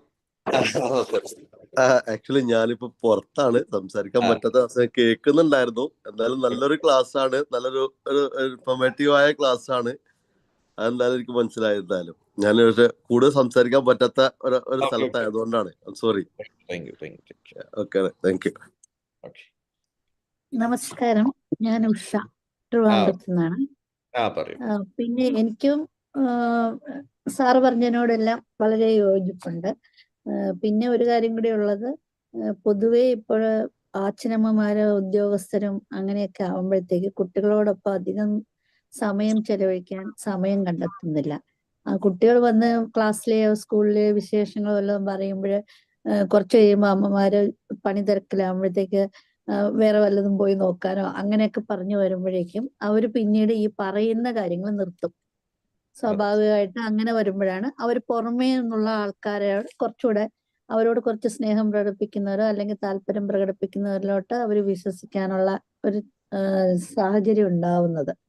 അപ്പൊ നമ്മളെ എപ്പോഴും കൂടുതൽ ഫ്രണ്ട്ലി ആയിട്ട് ഫ്രണ്ട്സിനെ പോലെ തന്നെ ഇവരുമായിട്ട് ഇടപഴകുകയാണെങ്കിൽ അവരെല്ലാ കാര്യങ്ങളും നമ്മളോട് പറയും. അവരുടെ കൂട്ടുകാരാരെന്ന്, എന്തൊക്കെ ചെയ്തു, അങ്ങനെയൊക്കെയുള്ള കാര്യങ്ങൾ വിശദമായി പറയുമ്പോഴത്തേക്ക് നമുക്ക് ഒരുവിധം മനസ്സിലാക്കാനും സാധിക്കും. അങ്ങനെ ഒരു നല്ലൊരു റിലേഷൻ എല്ലാവരും ഉണ്ടാക്കണം. പൊതുവെ അച്ഛനമ്മമാർ ഇച്ചിരി ഗൗരവക്കാരായിട്ടൊക്കെ ഇരിക്കുകയാണെങ്കിൽ ആ കാര്യങ്ങൾ നടക്കത്തില്ല. അതിലും നമ്മൾ ശ്രദ്ധിക്കണം. പഴയ കാലമല്ലല്ലോ ഇപ്പോഴും. ഇപ്പൊ അതെ എല്ലാരും വളരെ ഫ്രണ്ട്ലി ആയിട്ട് പോകുന്നതുകൊണ്ട് ഏകദേശം കുറച്ചൊക്കെ നമ്മളും മാറണം. അതാണ് അതെ എനിക്ക് പറയാനുള്ളത്. ഇതിൽ ഒരു കാര്യം കൂടി എനിക്ക് സൂചിപ്പിക്കാനുള്ളത്, ഈ എക്സ്ട്രാ കരിക്കുലർ ആക്ടിവിറ്റീസിൽ എൻഗേജ് ചെയ്യിക്കാൻ വേണ്ടി ശ്രമിക്കുക. അപ്പം അതിലൊരു ഉദാഹരണം സ്പോർട്സ്, അതുപോലെ തന്നെയാണ് സംഗീതം, ഇനി കുട്ടികൾക്കാണ് നൃത്തം, എന്തെങ്കിലും ചില എക്സ്ട്രാ കരിക്കുലർ ആക്ടിവിറ്റീസിൽ ഇവരെ എൻഗേജ് ചെയ്യിക്കാൻ ശ്രമിക്കുക. ഇപ്പോൾ കരാട്ടെ, മാർഷൽ ആർട്സുകൾ കുറേ ഉണ്ട്. ഇങ്ങനെയുള്ള എന്തെങ്കിലും ഒരു കാര്യത്തിൽ കൂടി ഇവരെ അഡീഷണലി എൻഗേജ് ചെയ്യാൻ ശ്രമിച്ചാൽ ഇത് കുറച്ചുകൂടെ പിന്നെ ഇത്തരം കാര്യങ്ങളിൽ നിന്ന് വിട്ടു നിൽക്കാൻ ഇവർക്ക് കഴിയും. ഇതിന് കാരണം അവിടെ രൂപീകരിക്കപ്പെടുന്ന ഒരു കൂട്ടുകെട്ടുണ്ട്, അതെപ്പോഴും പോസിറ്റീവായിരിക്കാനുള്ള സാധ്യത കൂടുതലാണ്. മാത്രമല്ല അത്തരം കൂട്ടുകാരിലേക്ക് നമുക്ക് ആക്സസ് ഉണ്ടാക്കാനും എളുപ്പമായിരിക്കും. ഉദാഹരണമായിട്ട് ഒരു സംഗീതം പഠിക്കുന്ന ഒരു കുട്ടിയാണെന്ന് നോക്കുക. അപ്പോൾ ആ സംഗീതം പഠിക്കുന്ന കുട്ടികളുടെ ആ കൂട്ടുകെട്ട് എന്ന് പറയുന്നത് ഇവർക്ക് വേണ്ടപ്പെട്ട ഒരു കൂട്ടുകെട്ടായിട്ട് മാറും. അപ്പോൾ അവർ കൃത്യമായിട്ട് ഒരു സ്ഥാപനത്തിലോ അല്ലെങ്കിൽ ഒരു ഗുരുവിൻ്റെ കീഴിലൊക്കെ വരുമ്പോൾ സ്വാഭാവികമായിട്ടും അവരുമായിട്ട് നമുക്കൊരു ആക്സസ് ഉണ്ടാക്കാനും ഒക്കെ കുറച്ചും കൂടി എളുപ്പമാണ്. അപ്പോൾ എന്തെങ്കിലും എൻഗേജഡ് ആയത്, ഇപ്പം മാതാവും പിതാവും ജോലി ചെയ്യുന്ന ആളുകളാണ് എൻഗേജഡ് ആണ് എങ്കിൽ എന്തെങ്കിലും തരത്തിലുള്ള ഒരു എക്സ്ട്രാ കരിക്കുലർ ആക്ടിവിറ്റിയിലേക്ക് അവരെ വിടുക, ട്രെയിനിങ്ങിന് പോലെ തന്നെ വിടുക. ഇപ്പോൾ സ്പോർട്സിൽ തന്നെ ബാഡ്മിൻ്റൺ ഉണ്ട്, ക്രിക്കറ്റ് ഉണ്ട്, ഫുട്ബോൾ ഉണ്ട്. ഇപ്പോൾ നമ്മുടെ നാട്ടിലൊക്കെ ഇഷ്ടംപോലെ ടർഫുകൾ കാര്യങ്ങളൊക്കെ വരുന്നുണ്ട്. അപ്പോൾ പരിശീലന സാധ്യതകൾ കുറേ ഉണ്ട്. അതുപോലെ തന്നെ ജിമ്മ് പോലെ അല്ലെങ്കിൽ പിന്നെ കരാട്ടെ, കുങ്ഫു, ഇങ്ങനെയുള്ള കുറേ കാര്യങ്ങൾ ഇപ്പോൾ നാട്ടിൽ ഉണ്ട്. അപ്പോൾ ഇതിൽ ഇവരുടെ രുചി എന്താണോ, ഇവരുടെ ടേസ്റ്റ് എന്താണോ, ഇപ്പോൾ നേരത്തെ സൂചിപ്പിച്ചതുപോലെ സംഗീതം അവരതാ പറഞ്ഞത്. അപ്പോൾ അവരടുപ്പിച്ചെന്താണ് മ്യൂസിക് പോലുള്ള, പാട്ട് പോലുള്ള ഇങ്ങനെയുള്ള, അല്ലെങ്കിൽ ഇങ്ങനെ ലൈബ്രറികൾ, ചില കുട്ടികൾക്ക് വായിക്കാനാണെങ്കിൽ അവർ ലൈബ്രറി സംഘങ്ങൾ, ഇങ്ങനെയുള്ള കൂട്ടായ്മകളെ കുറച്ചുകൂടെ കാര്യക്ഷമമായിട്ട് നമ്മുടെ നാട്ടിൽ സൃഷ്ടിച്ചെടുക്കുകയും അതിലേക്ക് ഇവരെ നയിക്കുകയും ചെയ്യുക എന്നുള്ളത് ഏറ്റവും നല്ലതാണ്. അതിന് പിന്നെ ഈ ഓൺലൈൻ കൂട്ടായ്മകളൊക്കെ ഇപ്പം ഉണ്ട്. എഴുത്തുള്ളവർക്ക്, പാട്ട് പാടുന്ന ആളുകൾക്ക്, അതുപോലെ തന്നെ ചിത്രം വരയ്ക്കുന്ന ആളുകൾക്ക്, അപ്പോൾ അതിനെയൊക്കെ പഠിപ്പിക്കാൻ വിടുക. അപ്പോൾ സ്വാഭാവികമായിട്ടും അവർക്ക് നല്ലൊരു സമയം അവരുടെ പാഷനിൽ അവർക്ക് നിൽക്കാൻ കഴിയും. അപ്പോൾ ഇത് നല്ലൊരു സാധ്യതയാണ്, ഒരു നല്ലൊരു ഓപ്പർച്യൂണിറ്റിയാണത്. അപ്പോൾ അതുകൂടി ഇതിൻ്റെ ഭാഗമായിട്ട് നമുക്ക് മനസ്സിലാക്കാൻ കഴിയും. ഞാനിതിൻ്റെ ഒരു കൺക്ലൂഷനിലേക്ക് പോവാണ്. കൺക്ലൂഷൻ എന്ന് പറയുന്നത് ഇതാണ്: നമ്മുടെ മക്കളെ രക്ഷിക്കണമെങ്കിൽ നമ്മുടെ മക്കളെ നമ്മളോട് ചേർത്ത് വെക്കുക, അവരെ ചേർത്ത് വെക്കാനും അവരെ കൂടെ നിൽക്കാനും നമുക്ക് കഴിയണം. അതിന് കുറച്ച് സമയം നമ്മൾ കണ്ടെത്തേണ്ടതുണ്ട്. അതുപോലെ തന്നെ ഇനി അവർ ഇത്രയും വലിയ ആപത്തുകളിൽ പോയി പെട്ടാൽ പോലും അവരെ തിരിച്ചു കൊണ്ടുവരാൻ മാതാപിതാക്കളായ നമ്മൾക്ക് കഴിയും. അതിനുള്ള പവർ നമുക്കുണ്ട്. അപ്പോൾ അതിന് വേണ്ട കാര്യങ്ങൾ ചെയ്യുക. ഒരുപാട് ആശങ്കപ്പെട്ടുകൊണ്ട് പിന്നെ എൻ്റെ മക്കളൊക്കെ ഇങ്ങനെ ആയിപ്പോകുമെന്ന് ആശങ്കപ്പെട്ടുകൊണ്ട് നടന്നതുകൊണ്ട് ഒരു കാര്യമില്ല. അതിനേക്കാൾ ഉപരിയായിട്ട് അതിൻ്റെ സൊല്യൂഷനുകളിലേക്ക് ഫോക്കസ് ചെയ്യുക. അതുപോലെ തന്നെ ഇത്തരം പഠന കാര്യങ്ങളിൽ അവരൊക്കെ ഉൾപ്പെടുത്തുക. അപ്പോൾ ഈ കമ്മ്യൂണിറ്റിയിൽ ഇതുപോലുള്ള നിരവധിയായിട്ടുള്ള ട്രെയിനിങ്ങുകളും പിന്നെ ക്ലാസ്സുകളൊക്കെ നടക്കുന്നുണ്ട്. അപ്പോൾ ഈ കമ്മ്യൂണിറ്റി ആയിട്ട് നിങ്ങൾ കണക്ട് ചെയ്ത് നിൽക്കുക. രജിസ്റ്റർ ചെയ്യാത്ത ആളുകളുണ്ടെങ്കിൽ രജിസ്റ്റർ ചെയ്യുക. അപ്പോൾ ഇവിടെയുള്ള കമ്മ്യൂണിക്കേഷനൊക്കെ നിങ്ങൾക്ക് ലഭിക്കും. ഒരു പോസിറ്റീവായിട്ടുള്ള, വളരെ പ്രതീക്ഷയുള്ള ലോകമാണ്. ഞാൻ അതുകൂടെ പറയാണ്, ഇന്ന് ഈ ലോകത്ത് ഉണ്ടായിട്ടുള്ള മക്കളിൽ ഏറ്റവും നല്ല മക്കളെന്ന് പറയുന്നത് ഈ കാലഘട്ടത്തിൽ ജനിച്ച കുട്ടികളാണ്. ഇത് മാതാപിതാക്കളായ നമ്മൾ വളരെ കൃത്യമായിട്ട് മനസ്സിലാക്കണം. ലോകത്ത് ഇന്ന് വരെ ജനിച്ചിട്ടുള്ള കുട്ടികളിൽ ഏറ്റവും ബെസ്റ്റ് സ്വഭാവമുള്ള, കഴിവുള്ള, പ്രാപ്തിയുള്ള, കർമ്മശേഷിയുള്ള, എനർജിയുള്ള കുട്ടികൾ ഈ കാലഘട്ടത്തിൽ ജനിച്ച ആളുകളാണ്. ഏറ്റവും നന്മ നിലനിൽക്കുന്ന കുട്ടികളെന്ന് പറയുന്നത് ഇപ്പോൾ ജീവിച്ചുകൊണ്ടിരിക്കുന്ന കുട്ടികളാണ്. അവരാണ് ഏറ്റവും ഭാഗ്യവാന്മാർ, അവരാണ് ഏറ്റവും കഴിവുള്ള ആളുകൾ. അപ്പോൾ അതിനെ കൂടി നമ്മൾ മനസ്സിലാക്കേണ്ടതുണ്ട്. പഴയ കാലം അതായിരുന്നു ഇതായിരുന്നു എന്ന് പറഞ്ഞതുകൊണ്ടൊന്നും ഒരു കാര്യമില്ല. അത് യാഥാർത്ഥ്യമല്ല താനും. ഇന്ന് നമ്മൾ മുമ്പ് ഒരു കാര്യം ചെയ്യാൻ നമുക്ക് വേണ്ടിയിരുന്ന അത്ര സമയം അവർക്കിന്ന് വേണ്ട. അവർ ടെക്നോളജിയിൽ അഡ്വാൻസ്ഡ് ആണ്, എല്ലാ കാര്യങ്ങളിലും അവർ അഡ്വാൻസ്ഡ് ആണ്.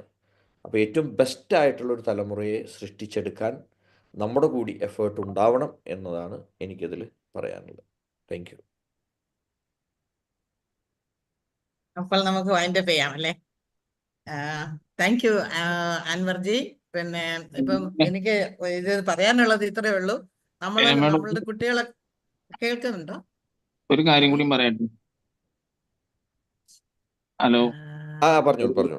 കാര്യം കൂടെ, സാറിന്റെ ഇന്നത്തെ ഈ ക്ലാസ് ഇതിപ്പോ നമ്മൾ ഇതിലുള്ള ഒരു 39ഓളം ആളുകൾ കേട്ടല്ലോ. അപ്പൊ ഇത് നമുക്ക് എന്നല്ല നമ്മുടെ ചുറ്റുപാടുകൾക്കും നമ്മുടെ സമൂഹത്തിനും രാജ്യത്തിനും ഒക്കെ ഏറ്റവും അനിവാര്യമായ ഒരു സംഗതിയാണ്.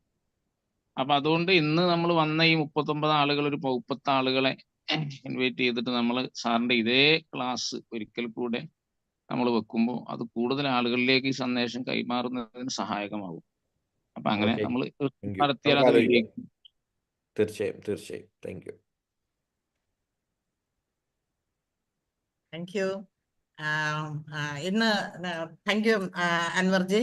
ഇന്നത്തെ ക്ലാസ്സിൽ നിന്ന് എനിക്ക് മനസ്സിലായത് ഇതാണ്: നമ്മൾക്കൊക്കെ മക്കളുണ്ടാകുമ്പോഴുണ്ടല്ലോ, നമ്മൾ ഇങ്ങനെ തന്നെ തോളിൽ വെക്കും. ആ തോളിൽ വെച്ചത് ഇങ്ങനെ തന്നെ പിടിച്ചോണ്ടിരിക്കണം.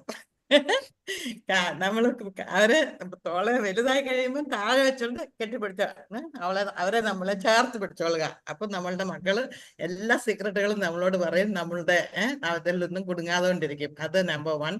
പിന്നെ ഞാൻ ഈ ബോധവൽക്കരണ ക്ലാസ്സിൽ എനിക്കിപ്പം പറഞ്ഞപ്പോഴാണ് ഓർമ്മ വന്നത്, ഈ എക്സ്ട്രാ കരിക്കുലർ ആക്ടിവിറ്റീസിന്റെ കാര്യം അൻവർജി പറഞ്ഞപ്പോഴാണ് ഓർമ്മ വന്നത്. ഒരു പോലീസ് ഓഫീസറുടെ ബോധവൽക്കരണ ക്ലാസ് ഞാൻ ഇങ്ങനെ കേട്ടായിരുന്നു.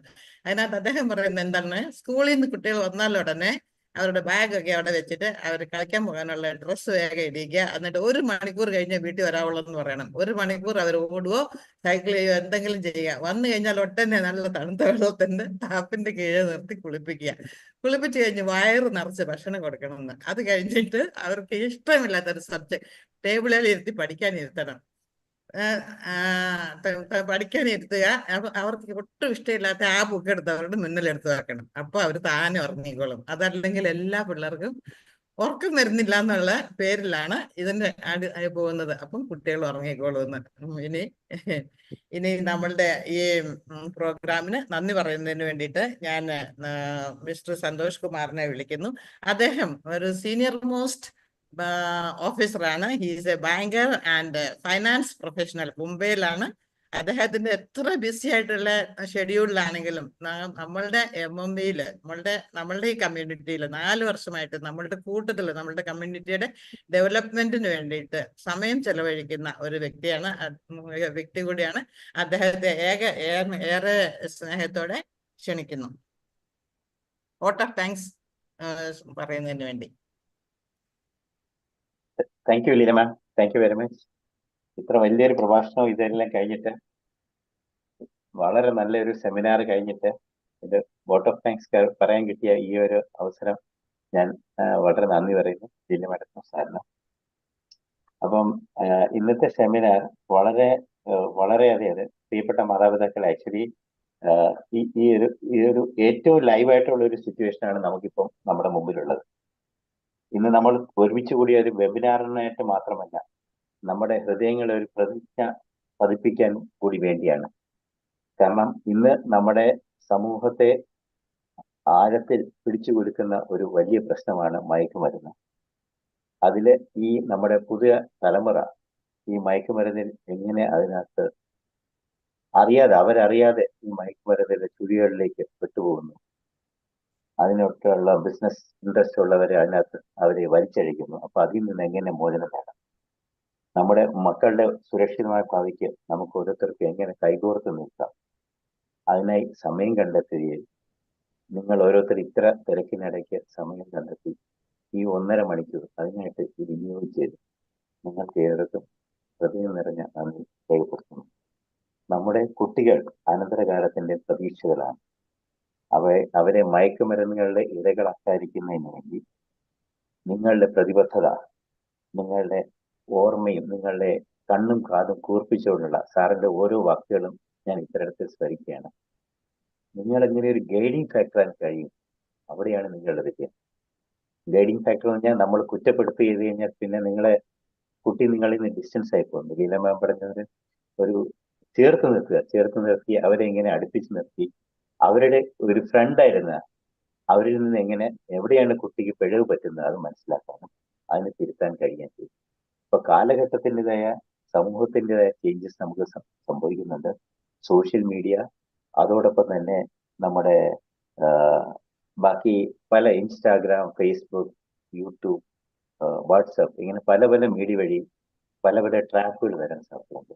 അതിൽ അവരെ ബോധവൽക്കരിക്കാനും ഇതിൽ നിന്ന് എങ്ങനെ അവർക്ക് അവരിൽ നിന്ന് അകറ്റി നിർത്താൻ കഴിയുന്നുള്ള വളരെ നല്ല ഒരു ലൈവ് വെബിനാറായി. പിന്നെ ഇന്ന് നമ്മുടെ ഇതിനു വേണ്ടി നമുക്ക് ഇത്രത്തോളം ആഴത്തിൽ ഇതിനെപ്പറ്റി റിസർച്ച് ചെയ്യുകയും അതിൽ ഇൻവോൾവ് ചെയ്യപ്പെട്ട പല പല ലെവലിലുള്ള ഓഫീസേഴ്സുമായിട്ട് സംസാരിച്ച് വളരെയധികം ഹൃദ്യമായിട്ട് ഏവർക്കും മനസ്സിലാക്കുന്ന രീതിയിൽ ഡൗൺ ടു എർത്ത് ആയിട്ട് പ്രസന്റ് ചെയ്ത നമ്മുടെ പ്രിയപ്പെട്ട അൻവർ സാറിന് നിങ്ങൾ ഓരോരുത്തരുടെ പേരിലും MMB കമ്മ്യൂണിറ്റിയുടെ പേരിലും പങ്കെടുത്ത ഓരോ മാതാപിതാക്കളുടെ പേരിലും ഞാൻ പ്രത്യേകം നന്ദി അറിയിക്കുകയാണ്. അതോടൊപ്പം നമ്മുടെ ഇതിനു വേണ്ടി പിന്നെ ദിവസങ്ങളോടെ പരിശ്രമിച്ച സംഘാടകരിൽ പ്രത്യേകിച്ച് ലീന മാം, നർഗീസ് ടീച്ചറിന് ചെയ്യാൻ പറ്റില്ല, മോലേഖാൻജി, സുമയ്യ, ഒരുപാട് പേര് ഇതിന് പിന്നിൽ പ്രവർത്തിച്ചിട്ടുണ്ട്. ഇതിന്റെ സാങ്കേതിക സപ്പോർട്ട് കൊടുത്ത ഓരോരുത്തർക്കും ഹൃദയം നിറഞ്ഞ പ്രിയ മാതാപിതാക്കളെ, നമ്മുടെ മുന്നിൽ മുന്നറിയിപ്പായി നിലകൊള്ളുന്ന ഒരുപാട് ഭീഷണികളെ അതിജീവിക്കേണ്ടത് നമ്മുടെ എല്ലാവരുടെയും നമ്മൾ കാത്തു സൂക്ഷിക്കേണ്ട നമ്മുടെ കുട്ടികളുടെ സ്വപ്നങ്ങളാണ്. സ്വന്തം കുട്ടികളെ ആയി നാം ചേർന്ന് നിന്നാൽ നമ്മുടെ കുട്ടികൾക്ക് സുരക്ഷിതവും സുന്ദരവുമായ ഭാവി ഉറപ്പാക്കാം. ഇതിനുവേണ്ടി നമുക്ക് ഓരോരുത്തർക്കും പ്രവർത്തിക്കാം. ഇതിനുവേണ്ടി എല്ലാവർക്കും ഇതിനുവേണ്ടി മുന്നോട്ട് പോകാൻ കഴിയട്ടെ എന്നും ഇതുപോലെയുള്ള ഒരു സാർ പറഞ്ഞതുപോലെ ഇതുപോലെ റിപ്പീറ്റഡ് ആയിട്ടുള്ള സെമിനാറുകളും സമൂഹത്തിന് വേണ്ടിയുള്ള പുതിയ പുതിയ വെബിനാറുകളുമായിട്ട് നമുക്ക് നമ്മുടെ കമ്മ്യൂണിറ്റിക്ക് പുതിയ അവയർനെസ് കൊണ്ടുവരാനും നമുക്ക് കൂടുതൽ ലോക സമാധാനത്തിന് വേണ്ടി പ്രവർത്തിക്കാൻ കഴിയട്ടെ. ഏവർക്കും നന്ദി, നമസ്കാരം. Thank you. ഒരു കാര്യം കൂടി ഒന്ന് പറയട്ടെ. നമ്മളുടെ ഈ ഇതിനകത്തെ ടെക്നിക്കൽ പ്രോബ്ലം ഉണ്ടായിരുന്ന കാരണം നമ്മളുടെ കുറെ ആൾക്കാർക്ക് കയറാൻ പറ്റിയിട്ടില്ല സൂം ലിങ്കിൽ കൂടെ. പക്ഷെ കുറെ പേര് നമ്മളുടെ യൂട്യൂബിൽ കൂടെ കയറിയിട്ടുണ്ട്. യൂട്യൂബിൽ കൂടെ കയറി അവരെ നമ്മൾക്ക് കാണാൻ സാധിച്ചിട്ടില്ല. ഇനി നമ്മൾ അത് ശ്രദ്ധിക്കാം. ഒരിക്കൽ കൂടി എല്ലാവർക്കും നന്ദി പറഞ്ഞുകൊണ്ട് താങ്ക് യു. Good night.